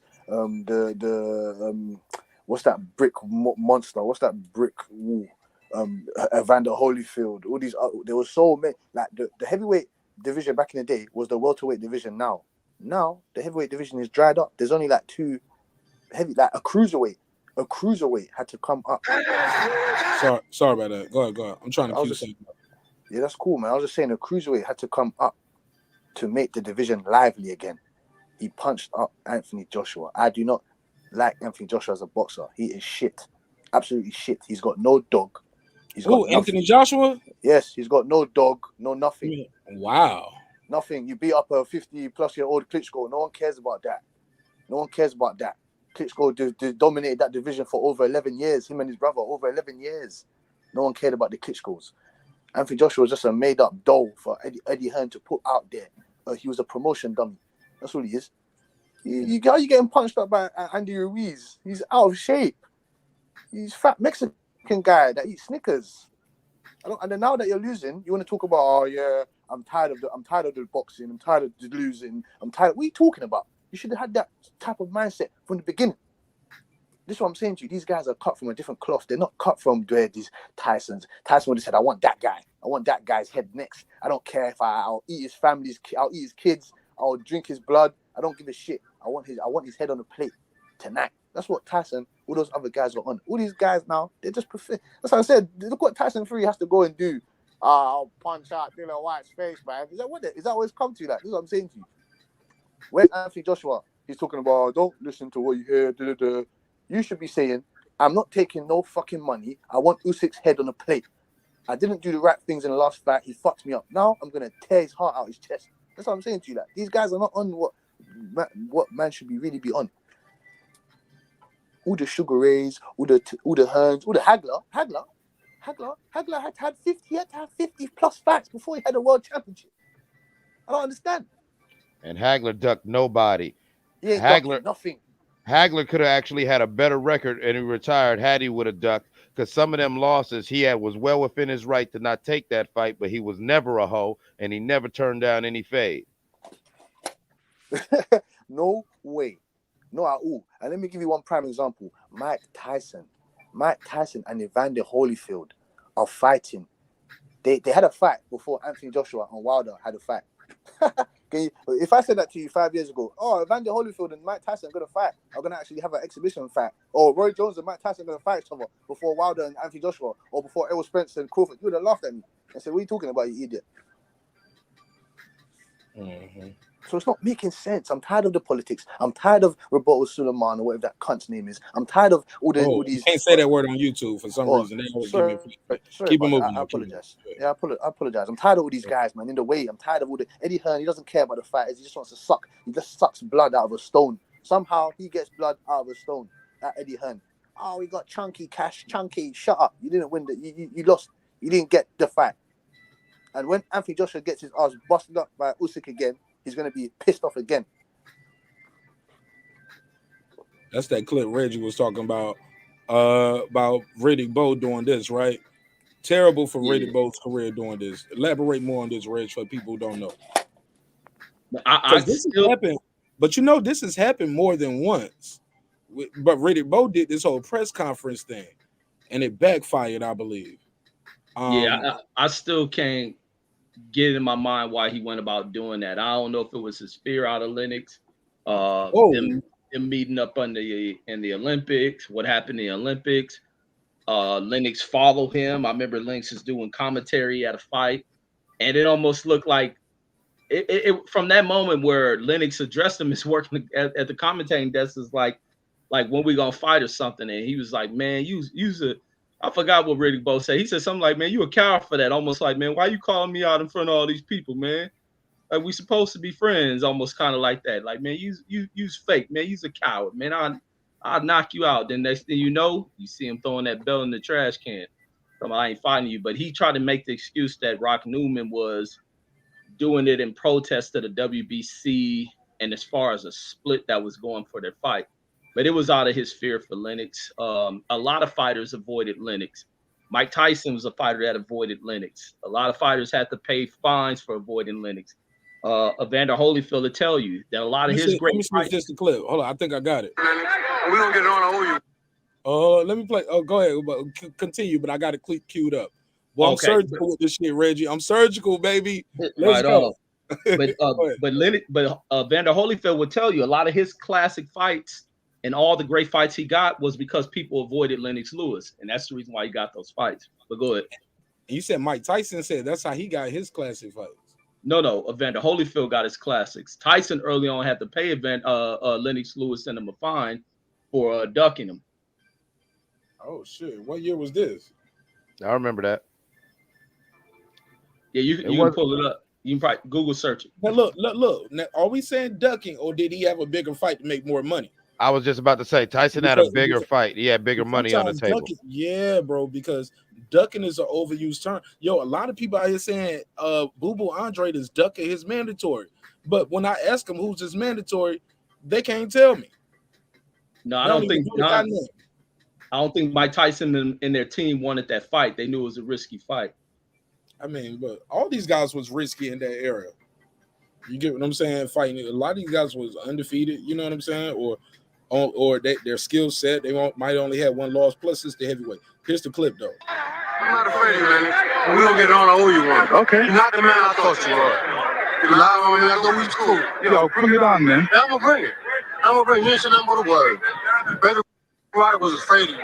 I'm gonna knock you out. You was a chump. You can knock nothing out, boy. I'm gonna knock you out. You can knock nothing out. You know I'm gonna knock you out. Nothing out. If I let you know what do it, man. Do it, man. You ain't do shit. I ain't know from what my feet. You're the champion. You had help from the rest. You had help. Knock me out. Knock me out there, boy. You ain't nothing to me. Watch your mouth, fucker. Woo! He old school with it. You better watch your mouth, sucker. Damn, job, turkey. Let me say this. That's the clip Reggie was talking about. He said he was. But go ahead, Clips. Go ahead. I do want to say real quickly, since we're on boxing, I would like to shout out, believe it or not, the dirty motherfucker Don King, because his dirty ass is bringing boxing to my city, Warren, Ohio. I believe it's tomorrow or next Saturday. You cut me off for that, man. They say call Don King for my clip to cut me off about Don King being a dirty motherfucker. Go ahead. I can't believe you did that, but go ahead. Well, no, it's crazy. No, it's crazy because he's got this fight, a pay-per-view fight in my city, Warren, Ohio. He's going to try and charge cats like $800 for a seat in Packard Music Hall, which isn't that big of a venue, and they're charging $80 for the pay-per-view. And so, even though we got boxing going on in my city, no, I will not be attending. I am not paying for that shit. Wait, the Trevor Bryant fight? Yes, it's happening in Warren, Ohio. Look it up. It's right here in my city, right here in the city. It's $80 for the pay-per-view. Man, that's what they said on the news the other day. I was laughing my ass off. Like, man, come on, man, he tripping, man. I ain't even seen nowhere to buy that. I ain't even seen no promotion for it. I didn't find out about it till they had it on the news, and I'm like, oh, damn, they fighting in the city? And I'm thinking it's going to be somewhere, okay, maybe $50, $80 to go on and get in there. Like, yeah, seat tickets start at like $300, $400. I'm like, in Packard Music Hall? Like, that's the place where we rent out when we want to throw little, like, rap concerts in the city? Yeah, that's crazy. But that's tough, man. That's tough. But, $80. But look, let's give some commentary and some context to that video I played, so I don't get no strike. I got to give commentary to the context. For that video, the point of that video, guys, for educational purposes, because I don't own that video, is to show what Reggie was talking about, how these guys were meeting up. Go ahead, Reggie, talk about that clip that we just played. Yeah, I mean, you see, Riddick right there. I thought we was supposed to be cool, man. I thought you was better than this, Lennox.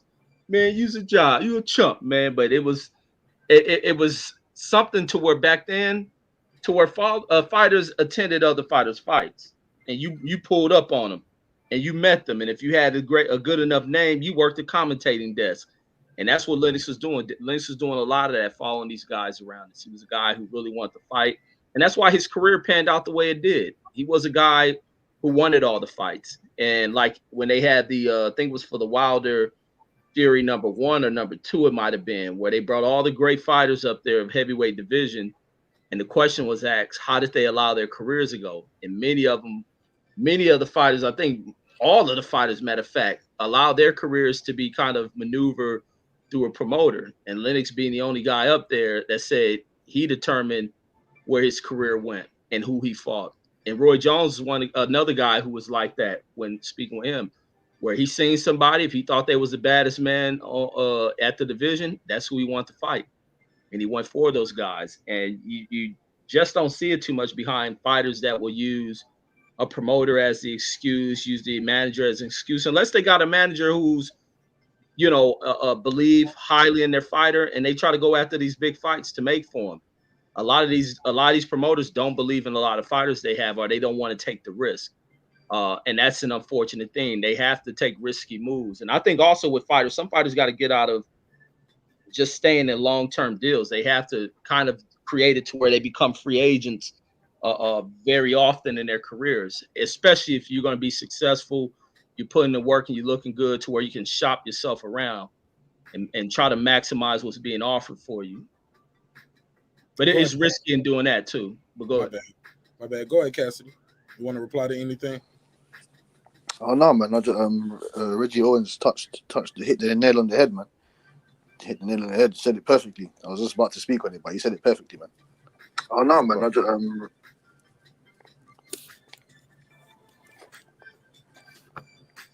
Go ahead, Clips. He faded out. Hello? Yeah, go ahead. Go ahead, finish up. No. That's all right, man. I just wanted to touch on what Reggie Owens said, but he said it perfectly, man. All right. Well, shit, that's all I got, man. Anybody got anything they want to add on this? I'm sure we'll be talking about this fight as the days and weeks progress. Anybody got Cassidy? Give me your last words from the UK. Go ahead. Unmute your mic.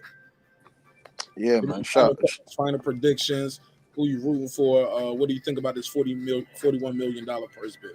Yeah, man. That's funny. I don't know where old man Bob and Fish Eyes Frank Warren got that money from.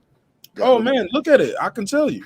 It's ESPN, it's pay-per-view, it's Top Rank, it's Queensberry Productions, it's also BTS Sports. Sports. So that pay-per-view and two promoters. That pay-per-view should be about £45. About £45, £50 underneath that. That's $80 for me. That shit gonna be like $75.99 for me. Okay. It's gonna be like $74. Well, I don't know how much it is. I'm just saying, whatever that is, whatever you paying, I know I'm probably gonna have to pay $75 plus tax, which is gonna be like $80, right, Reg? What y'all think? I think that you got a lot of back, Cassidy. I gotta meet that mic, baby. That background noise killing me. Go ahead, Reg. You got first. Go ahead. Yeah, I think it's gonna be 75. They probably keep it where the UFC prices then got moved to. That's a good number for them to make some money quickly, get over that break even. How many buys you think you do? Man, I'm always horrible with that, man. I they can probably do 500,000. But I'm horrible with predicting a pay-per-view. When I always projected to be one number, it'd be way up under it. But I'm gonna say about 500,000. No way, man. I say about 250 to 300, 250 to 300,000. Because that's what I'm saying to you. That's another In the thing. in the US or over there? Because it's gonna be pay-per-view for y'all too. Yeah, no, over here, yeah, I say about 500,000. Over on your side of the water, over your side of the pond, about 200,000, 300, roughly. Okay. Because like I said, you don't need to understand as well. You know, Fury's nothing over here. Dillian Whyte and Fury are nothing over here compared to Anthony Joshua's of the world and those type of guys. No one else is. Man, he got a gold medal, man, and he got it in the hometown, right? Yeah, correct. That's special. That's what I'm saying. He was meant to be the poster child, but because he lost, he faded away. That's what I'm saying to you. That's what Reggie Owens was saying. These guys, like they move their careers with their promoters. Like Eddie Hearn, he dictates my man's career. Like he dictates what he does. Anthony Joshua's not going. He lost before and came back. And he lost again. And yeah, but this I don't believe in this that coming back. You should have smashed up that guy in the first place. They said the same thing before. He lost before. Some guys fight to the level and play to the level of their competition. And then they realize, I can't play with you. So you be honest with me, Marq. Is Andy Ruiz on the level of competition? No, but he beat him the second time easy. He beat him easy the second time. So why did he not do that the first time? Because some people play to I just said it. Some people play to the level of their competition. So he didn't play to the level of competition the second time? No, he didn't. He watched him the second time. It was the easy fight to score. He out-jabbed him. He didn't let him clinch him. When he was in the clinch, he clinched him tight. He didn't let Andy Ruiz get his shots off. All that wild shit that Andy was trying to do. And it didn't help that Andy Ruiz came in the fight. Exactly. He didn't care about the fact that he done what no one thought he was going to do. Sir, you're missing the point. You asked me who's the better boxer. And I'm telling you, sometimes people play to the level of their competition. He's been down before. He knows how to get back up and go back and get his belts. I think your point would be more valid if he took the step aside money and he already lost to Usyk twice. But as far as yeah, man, you got to give him a chance to go back. He's done it before. Give him a chance to go back. Why not? I've given him 2 chances already, and he failed. He should have beat Usyk, and he should have beat Andy Ruiz. Fair enough. He's meant to be this Godzilla. He's meant to be this. That's what I'm saying. The Megatrons. He's meant to be the guy. He was meant to be the guy. It's like Jared Anderson. If Jared Anderson starts knocking out these tin cans, and then he comes against, I don't know, someone like Hergovich or someone, I don't know, and then he gets knocked out, what are you gonna say to me? Oh, Jared Anderson, man. Yeah, no. Jared Anderson is meant to be the next world heavyweight champion.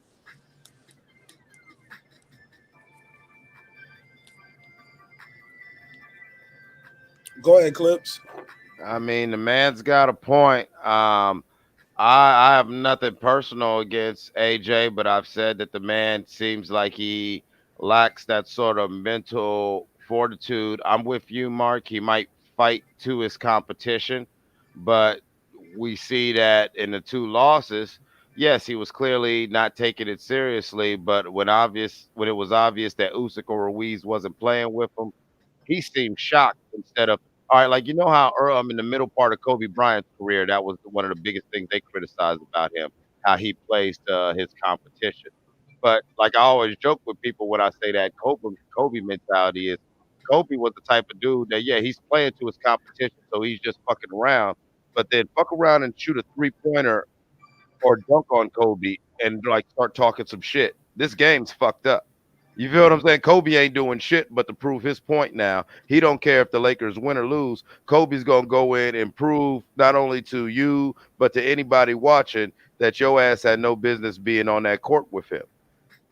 Anthony Joshua, when he realized that these people weren't playing and these people were getting their shit off on him, Anthony Joshua, both times he seemed like he was scared. He seemed like, oh shit, what am I going to do? And that's kind of where I'm at with Anthony Joshua on that thing. Now, as far as the numbers to your first question, I think the numbers have the potential to be massive just because, yeah, I mean, this is an all UK event, so I expect the entire kingdom to show up. I mean, I expect all of Great Britain, I expect all the different territories, Australia. I expect them to show up, and then with if it's properly promoted, um, yeah, just off the potential that we know who Tyson Fury is. A lot of us in America still aren't too familiar or give two fucks about Dillian Whyte. But with Dillian Whyte's personality, if he could talk that shit and sell this fight, yeah, I think you're going to get an easy 500 something in the, out of just the UK alone, and you could get an easy 230 to 300 something thousand plus in America. But that all really, in my opinion, depends on how this fight is sold. How in a couple weeks when they start doing their press runs, how they're really going to pull this out.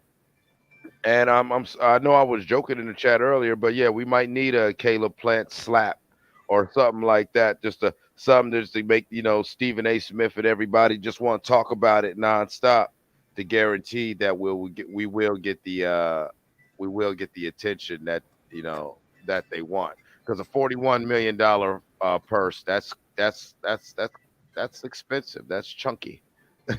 That's chunky. Yeah. Go ahead, Cassidy, Reggie. Anybody got anything else? Go ahead. Yes. Anthony Joshua. I'm not faulting his talent. I'm not faulting his work, his art, his portfolio of work, his body of work. But he just needs to stop He just needs to stop underperforming. It's annoying. Like, he needs to start coming like he's smoking that Tyson weed or something. He needs to go to the killers. He needs to stop going to Mayweather. He's a 147 pounder. Stop going to these guys. You need to go to the real. The worst thing is he doesn't even like Lennox Lewis. He hates Lennox Lewis. No, he doesn't hate him, but he has dislike against Lennox Lewis for some reason. But Lennox Lewis is going to end up having the better career than you are. Lennox Lewis wanted to fight the monsters. He wasn't ducking or taking none of this shit. Who hates Lennox Lewis? No, he doesn't hate him. He has dislike towards him. He thinks Lennox Lewis is a clown. There's receipts on that. Who is that? AJ? Yeah, AJ. Yeah, there's receipts on that. Well, I mean, they go back and forth. We had the GOATs always arguing with the young fighters because, they don't be wanting their records broken and things like that. I get it. It wasn't about that. It had nothing to do with that. Though is a strong word. Go ahead, Reg. It wasn't from Lennox hating on AJ. AJ was mad that Lennox was criticizing the fact that he needed to go and fight Wilder, that he didn't need to be trying to run around and take other fights. He needed to be going right for Wilder. And Anthony Joshua had an issue with that being stated. Shouldn't he? Now you see, yes, as he should. Hold on. Don't cut him off, Cassidy. Oh, sorry. I do the cutting off. I'm the only one that should be cutting people off. Reggie, isn't he right though to say, hey, you chose your career your way, and you would lay it your way? Like, you should know how this game go.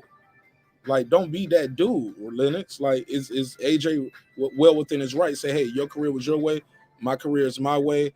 I got my gold medal. I'm out here. I'm champion. I'm doing my thing. Let me do my thing. You sound like an old hater, nigga. Respectful.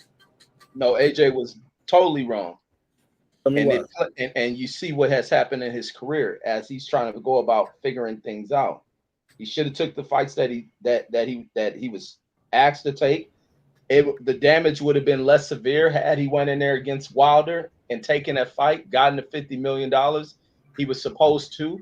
He let Eddie Hearn talk him out of that, while Eddie Hearn worked a deal off of his name to line his own pockets, and he ain't getting nothing but chump change out the shit. He's been used the way that fighters are used by pimps. And that's these cats who wear suits, who don't contribute shit to the sport of boxing. Anthony Joshua allowed himself to be used when they had that $50 million for him. He should have went here and took that fight. But the reason behind that, he hid behind Eddie Hearn because there's confidence issues. Is it hiding? Hold up, slow down. Is it hiding behind Eddie Hearn, or is it trusting Eddie Hearn? Because it's a difference. Eddie Hearn hasn't failed him yet, right? Eddie Hearns has failed this dude big time. No. At that point, Eddie Hearn had not failed him yet. I'm undefeated. I'm getting paid more money than I ever thought I would ever see in my life. Blah, blah, blah. Eddie Hearn had not steered them wrong. And they feel like, hey, that much money. Yeah, you want the money. We got all the belts. You come over here and fight. But they were saying, hey, we putting up the 50 million. You got to come here. So Eddie Hearn had a plan. The plan failed. And it's not Eddie Hearn's fault that he lost. It's not Eddie Hearn's fault that old boy popped dirty. Right? That's Eddie Hearn's fault. Never been lined up. It is totally both their faults. That was him trying to build his fighter's profile in America. Off of Big Baby? No, off of just fighting in America, period. In New York. Yeah, fighting Big Baby in New York. Big Baby was knocking people out. Come on, man. Big Baby was popular, man.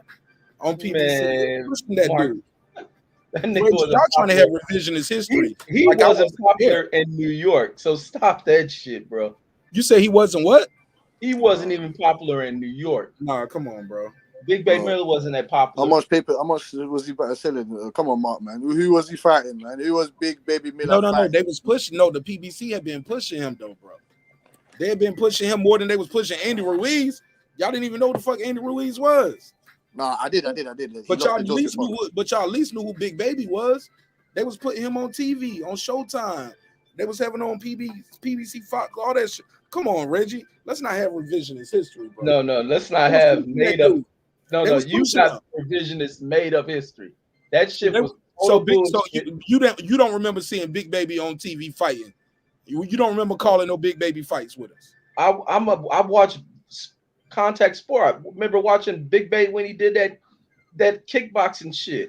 I watched Combat. No, Reggie. Like, you remember calling Big Baby fights? Because I was watching your show back then. I didn't have no channel really big. Probably vaguely calling his shit. It wasn't like Big Baby was fighting that many damn fights. And even when he fought fights, they weren't like they were the most exciting fights. The most intriguing thing about Big Baby Miller was the fact that he 300-something damn pounds and he fought nonstop. And then we figure out why he was fighting nonstop. He didn't have the power to knock no one out. It was just he would let off 300 punches a damn round. But the thing is, AJ and Eddie Hearn effed his career off by bringing him over here to fight someone who wasn't a goddamn champion, who hadn't established himself. Everybody was dumbfounded by the fact he was fighting Big Baby Miller, but nobody was hating on him. I didn't want to see that. I agree. I didn't want to see that. Happy he got the opportunity, but you hold fucking belts. What are you fighting someone who has done nothing through the ranking system, isn't even viewed as a top tier heavyweight, but you choose to fight him? When in America, the only fight a champion should have been fighting is against the American champion to become a unified champion. AJ and Eddie Hearn held that shit up because they thought they was going to get some easy damn fight. And then when AJ before he even walks to the ring, his confidence is shaking. He back there freaking out in the damn locker room. The dude, they played themselves. He should have took the money, whether he got knocked out or not. It'd have been enough to secure him. But he stayed there for Eddie Hearn to make money off his stupid ass. And it didn't work. And it's still not working. And now he's never going to be the same. That dude's scared. He's scared in the ring. Facts. That's opinion. That's truly an opinion. Man, that shit is facts. You can watch that shit. You can see it in his face. You can see it in his face. Usyk had AJ in there scared. He's scared, bro. No, he had him confused. But let me tell you something, man. Let's respect these champions, bro. You don't get the way he had being a scared motherfucker, man. Like, no, he didn't have to do this. UPS is hiring. FedEx is hiring. Walmart is hiring. Amazon is hiring global. He didn't have to do this. Like, so all of that scary talk, let's show some respect. Let me give Mark. Let me say this. Don't just look at him from his physique and how he looks physically. No, I look at he got in there, Reggie. Let me say this. This ain't to take nothing away from him. No, you listening and act like I don't use that hate shit. I'm just speaking honestly. And it's unfortunate people think honesty is hate. It's the fact that going in here, it ain't about how buff this dude is and none of that shit. Nobody mentioned that. This is a mental game, and that shit makes up to 90% of the aspects of the sport. Sir, if he is retired, though, right? Do you know what Anthony Joshua's net worth is? Why you Why we saying they failed him? But Tyson Fury's boxing career is going to be better Listen, than Anthony that's Joshua's. not what I'm sir. That's not what we. That was not the question I asked. And even still, I was talking to Reggie. Reggie, when you say Eddie Hearn failed him, do you know Anthony Joshua's net worth for all his failure that you say? What is it? Because I'm pretty sure it's some made up shit. Go ahead. But I Well, guarantee Deontay Wilder has made more money than him. That's not what we asking, sir. See, that's a different question. Now we want, and we could say Mayweather made more money than him. So you get what I'm saying? We're talking about contemporaries. We're talking about contemporaries. So do you want to move the goalposts? We can do that too. Let's answer because I'm gonna make you wrong on it. My question was, he's an $80 million failure according to you. Yeah, and how much did and look at this? How much did net worth? Listen, how much did fucking Eddie Hearn pull out of his ass, and how much is Eddie Hearn stealing from his ass? If he only made 80, and Eddie Hearn was able to pull off that lucrative fucking TV deal, which Eddie ain't have shit else that those networks want to see, but AJ, how much that's not AJ true, ain't get? He brought over Triple G and brought over Canelo. Remember that? Nigga, he ain't bring over Canelo. Remember, he had Canelo on the DAZN deal. No, he didn't. Oscar got there. Yo, that was on DAZN. That was with Eddie. And guess what? Motherfucking Oscar got dumped. That's when Canelo was like, hold up. Y'all, I supposed to fight Oscar still with DAZN, bro. No. But Canelo ain't on no Oscar no more. They brought him over. When you talk about that lucrative TV deal, let's be clear though. When he got that DAZN deal, he had Canelo over there fighting on DAZN. He had Triple G fighting on DAZN, and it was scheduled. And we thought it was scheduled. Let me be clear. We thought we was going to get the three-way over there. Damn, I got to say pause on the three-way. Okay. We thought we was going to get the trilogy. Let me do this super chat. Titus the Titan said, y'all mad because White is the last hope for Black Undisputed. Let me do the drop. I got 5 on it. No, we're not mad. I'm not mad. I don't have a dog in this fight, but go ahead. But thanks for the donation.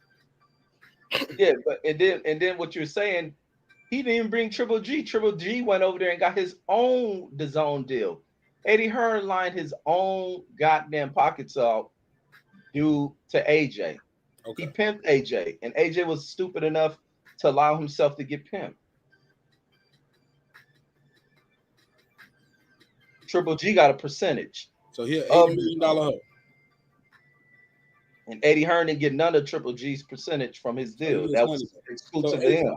Fair enough. Maybe you know more than I know on that. But I do know you be doing Reggie facts over here. Sometimes you say stuff, then we got to pull it up. Then we pull it up, and then you move the goalposts. And then it'd be right, or I may be off. No, you move the goalposts. You said, you moved the goalposts with the Fantasia shit about the Grammys. I proved that she won it. Then you was like, well, hold up, she won the Grammy win. Who was singing with her? Okay, singles don't count, only albums. Okay, the album don't count, only the first single or the third. Like you. Yeah, I didn't move the goalposts like that. You got it. It was shown. The shit was on the screen. How I'm gonna move the goalposts? Like, nah, you moved the goalposts. You said now the Grammy don't count because it was with somebody. She's like, who was on the song with it? Yeah, that's a whole another conversation. We'll do another music show next week.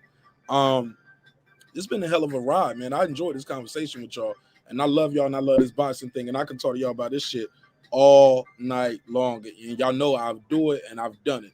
But man, I got some other content I want to do, man. I got some other videos that I want to drop for y'all that's it's still boxing related. I got this segment I want to do about boxing reward and mediocrity. Reggie, did you know Sergio Martinez? Do you know him on clips? Cassidy, y'all know Sergio Martinez. Yeah, I know Sergio. Argentinian, resides in Spain. Looks like a model, right? He does modeling, actually. He was Ryan Garcia before Ryan Garcia. Reggie Owens, did y'all know Sergio Martinez is making a comeback? I heard him trying to get killed by Triple G. Bro, he making a comeback. Sergio Martinez was a monster at one stage. Him him and Julio Chavez, they were monsters at one stage. Nah, he beat Chavez easy. Yeah, he did. That's what I'm saying. He did all night. He did. It wasn't even a hard fight to score. And Chavez Jr. was never no monster. He was a weight bully. Tell him, Mark. He was skilled Come on, boxer. Mark. No, come on, Mark. Come on, Mark. Lost every time. He lacked discipline to the sport, and every time he went in there with an elite boxer or anybody that got any true skills, he got his ass kicked. Yeah, straight up, 100%. Can't argue that. But he did have it. That's why I said I hate seeing talent being wasted. The same with that. What's the difference between him and rich kids, man? Like he like a hip hop rich kid. Yeah, I will say Sergio Martinez did put in a convincing victory against my guy, local champion Kelly Pavlik, and in his day, Sergio Martinez. Kelly, though? Yeah, it was near the end. What weight was that? Middleweight. Come on, man. Kelly should have been up. Yeah. And that was when Kelly was spiraling a little bit, but you know, that's what I do remember about Sergio. But to hear him still running around out here trying to make another run for it, I mean, hey man, I give him his flowers, man. Go on and do your best, and I just hopefully nobody, you know what I'm saying, knocks his dentures out. You know what I'm saying? Yo, but let me say this, man. So if you didn't know this, Sergio Martinez, man, y'all know he lost to Miguel Cotto, right? Let me share my screen so y'all can see what I mean when I say these things. I'm gonna do this segment. It's called like we'll talk about it on another one, but I'll share the screen. Why is Sergio Martinez still boxing at 46, Reggie Owens? Is it just because people in Spain gonna pay for it? Man, sometimes, man, it could be they do it for money. A lot of the times, man, and this is the other thing with athletes, periods, is when they don't know anything else. Sometimes retirement is hard for them, and that's for people even with jobs. Sometimes retirement is hard for them. It's a death sentence. Yeah, exactly, and that's probably what it is. So as you can see on the screen, Cassidy, he fought Miguel Cotto in 2014. He came back in the middle of the pandemic. Money might have dried up, Reg. Hold up. You might be right. Yeah, out of nowhere, 2020, August 2020. What you mean they gonna take the cars? He is fighting in the middle of the pandemic against Jose Miguel Fanedo in Spain. Knocked him out. Fights Juicy. I'm gonna call him Juicy or Jesse, or is it Jose? Because it is Spain, right? Clips, you fluid. Go ahead. How do you say this in Spanish? I don't think that's a Spanish name, but it'd be like this is Spain though, right? Or what? No, they fighting in Spain. This guy might be from where? Where's this guy from? I don't know. That look like he from Kazakhstan or somewhere. I don't even know, man. All right, well, fuck it. We leave it out there. Yeah, but he knocked him out too. He TKO him in Spain. Brian Rose in Spain. Now he's fighting Macaulay Culkin. Yeah. Oh shit. So this just happened. So it just happened. So okay, this was the 27th. He just fought Macaulay McGowan. Shit, that was yesterday. Yeah. He's on the comeback trail now. Look at him. He's getting more active. Fought twice in 2020. I fought in September 2021. Just fought at the beginning of this year. From what I'm hearing, he's planning 2 more fights this year. He's on the comeback trail. But going to that opponent's record, that's the tricky shit. You already know what's on his record. You already know what's on his record. Look at it, Reggie. 14-3. Well, he was 14-2. Well, 13-2. Look at him. 3 knockouts. He ain't about to hurt this old man. Look at this guy, 32-6. Watch his record though. Can y'all see this? No. I mean, look at their opponents. They ain't fighting nobody. Look at this, 32-8. Oh, he ain't gonna kill nothing, let none die. 32 wins, 8 knockouts. He's been knocked out 8 times. I mean, been knocked out 4 times. But look who he's fighting. Look at these, like 13-14, 8-10, 11-20. Scroll down, 16-36. Fought somebody. He got knocked out by Boo Boo Andre in 2014. Yeah, these dudes ain't doing that, man. We got to stop rewarding mediocrity in boxing. That's my whole point to this. I love Sergio Martinez for what he was and what he did. Sergio Martinez was everything he said he was. I don't like to see my legends out there because Sergio Martinez is a legend. He went in there and did his thing, did what he had to do. He's saying that he wants to. He's saying that he didn't want to fight to that level, as in that he's not willing to. He's saying that he's fighting in Spain, but the guys that over there that are asking him to fight him, they want too much money. So that's why he's saying, "Raw, let me come back and get this big paycheck so I can put on some events back home in his country." He wants to fight. He wants to fight Chris Eubanks and Golovkin, and I don't see where he's going with that. Fair enough. Man, let me end this one, man. We've been here 3 hours. This has been a hell of a show. Thanks, everybody, for their time. Thanks for their energy. Appreciate the love and support. Final thoughts. Cassidy, you go first because you all the way in the UK. It's about 6 in the morning over there, right? Yeah, man. 10:06 in the morning. Yeah, talk to me. Yeah, man. No, I appreciate it, marqnash, man. Anytime, man. You get me. Anytime, man. Every time you do the other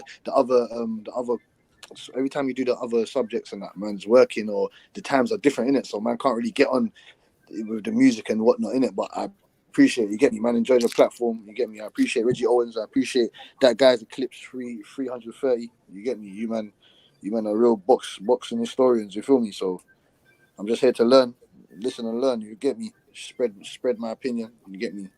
I'm just a real boxing fan, man.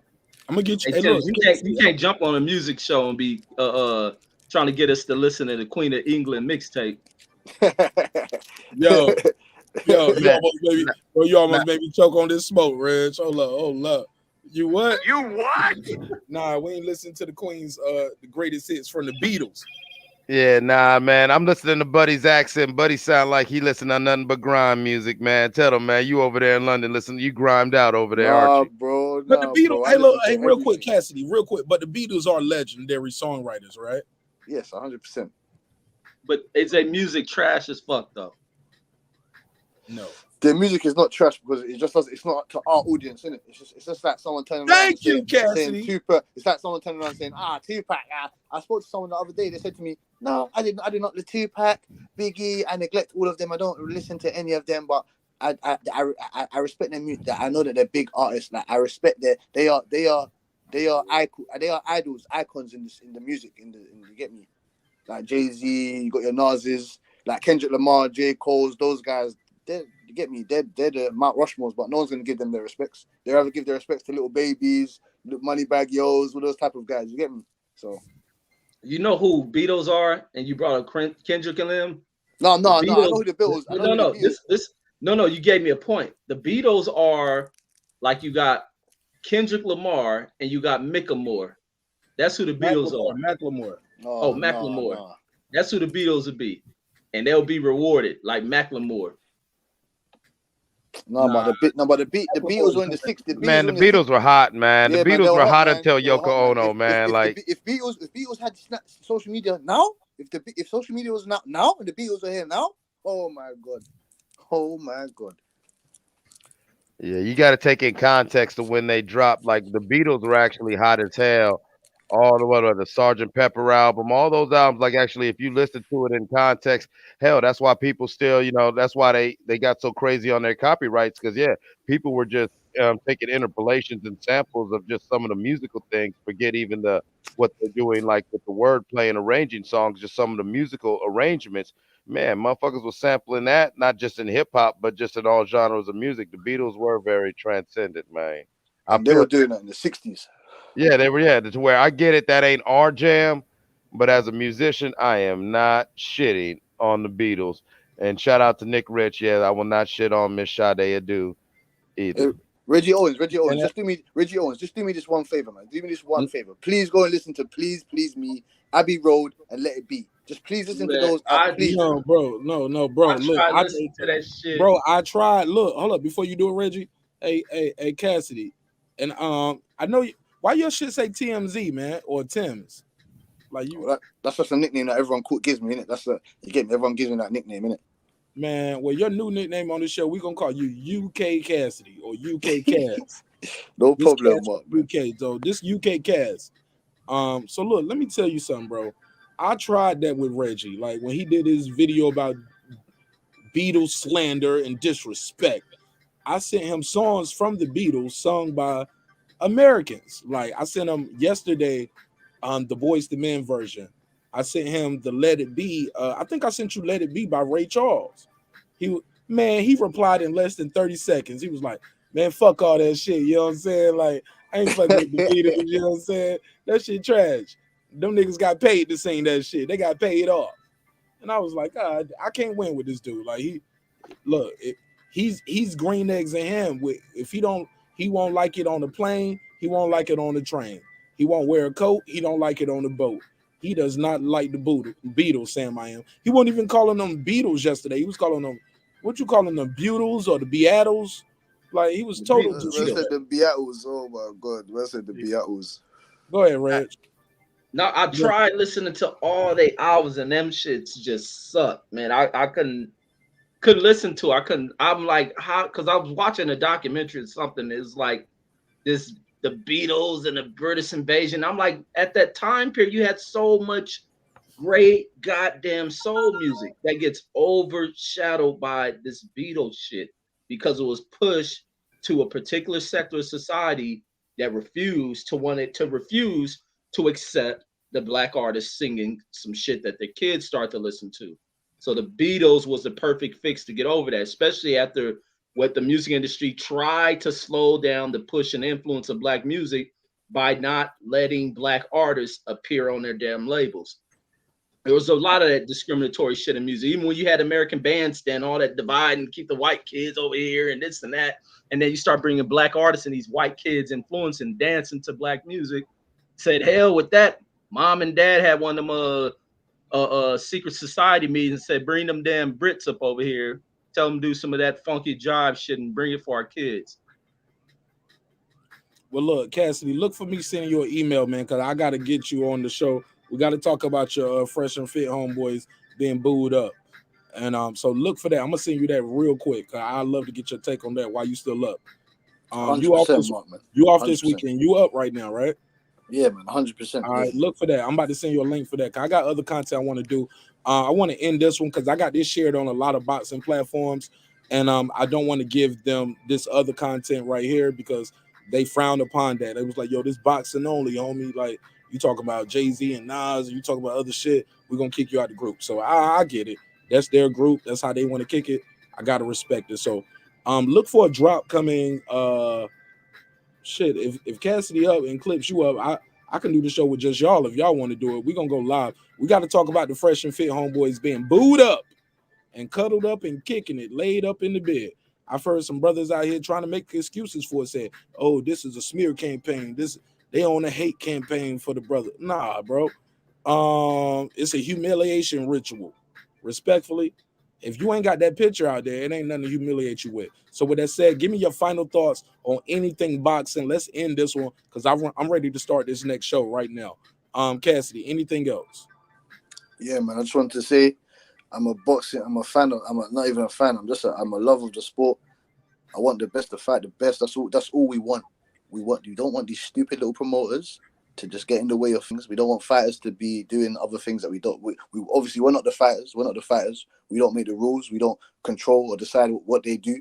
So we just want the best fights. It's just annoying that these guys get the most money when back in the day, those fighters, Hagglers, the Hearns, the Benitez's, the Trinidads, I can name so many more. They should have been there. Those are the guys that are meant to get the big paychecks, and they never ducked any fights, man. So it's just annoying that this generation of time, the social media, this stuff, it just affects the fighting, man. It's annoying, man. It's just annoying. That's what it is, man.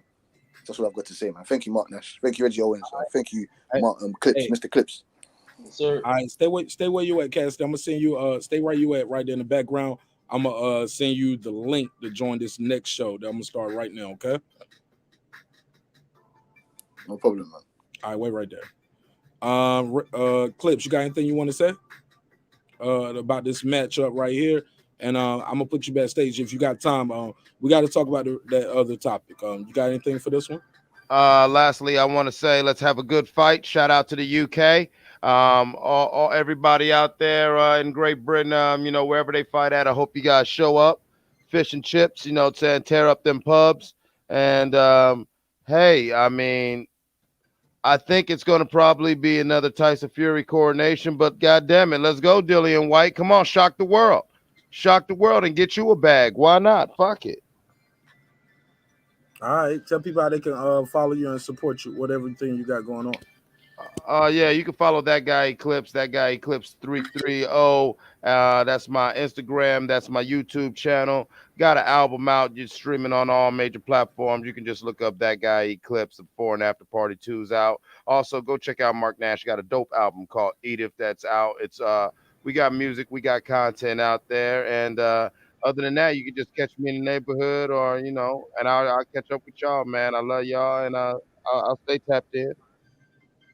All right. I see you on stay right there backstage, man, if you want to be a part of this next one, because we're gonna start it right now.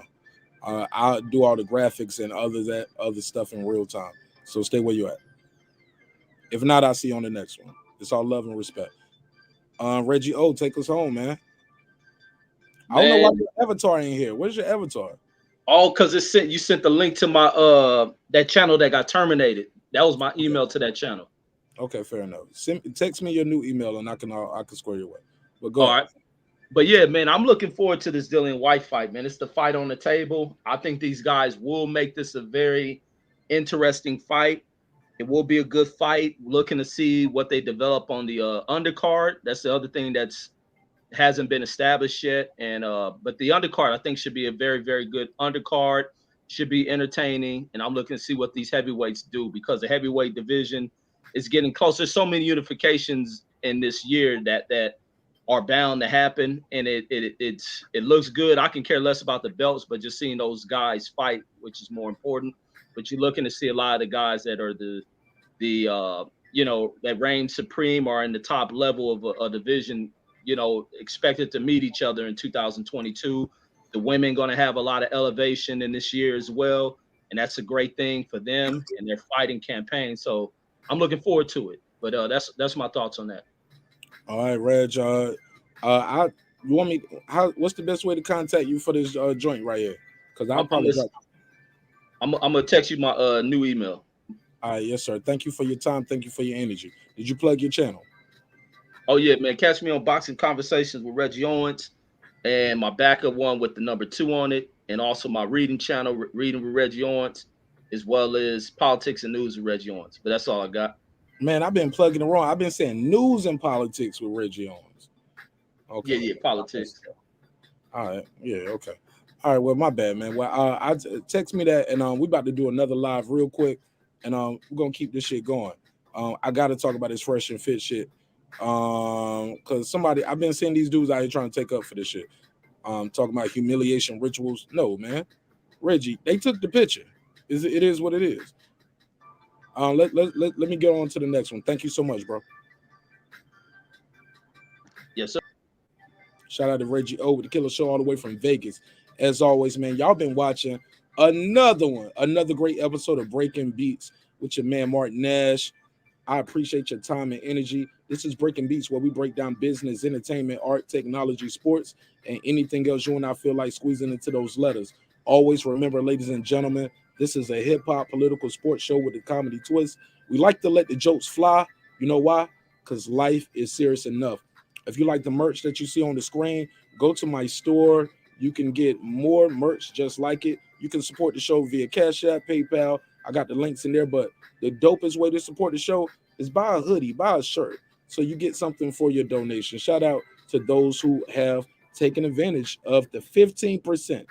15% is what we're offering on all the merch. Let me put that on the screen. It's a promo code you got to put in the promo code NASH27. The promo code is NASH27. One more time. The promo code is NASH27, all capital letters, as you see on the screen. And thank you for your time. Thank you for your energy. Remember, dreams require sleep. Goals require effort. Go out there and get your goals, because I'm about to start another show right now and go back to getting mine. I love y'all. Hope you love yourself. If not, guess what? God loves you. I'll see y'all in a couple minutes on this next one. We're gonna talk about this fresh and fit thing going on. or I'll catch y'all on the pop-ups. Please check out me on the pop-ups, and also check out some of the quick takes that we do. We don't just do live shows. We do shows about politics, news, current events, police shootings, social injustice. We're trying to expand the brand. So I love y'all. I'll see y'all on the next one. Peace. Oh, if you got a moderated wrench, drop your wrench, drop your social media, drop your IG, your Twitter, anything that they can follow you at. All right, go.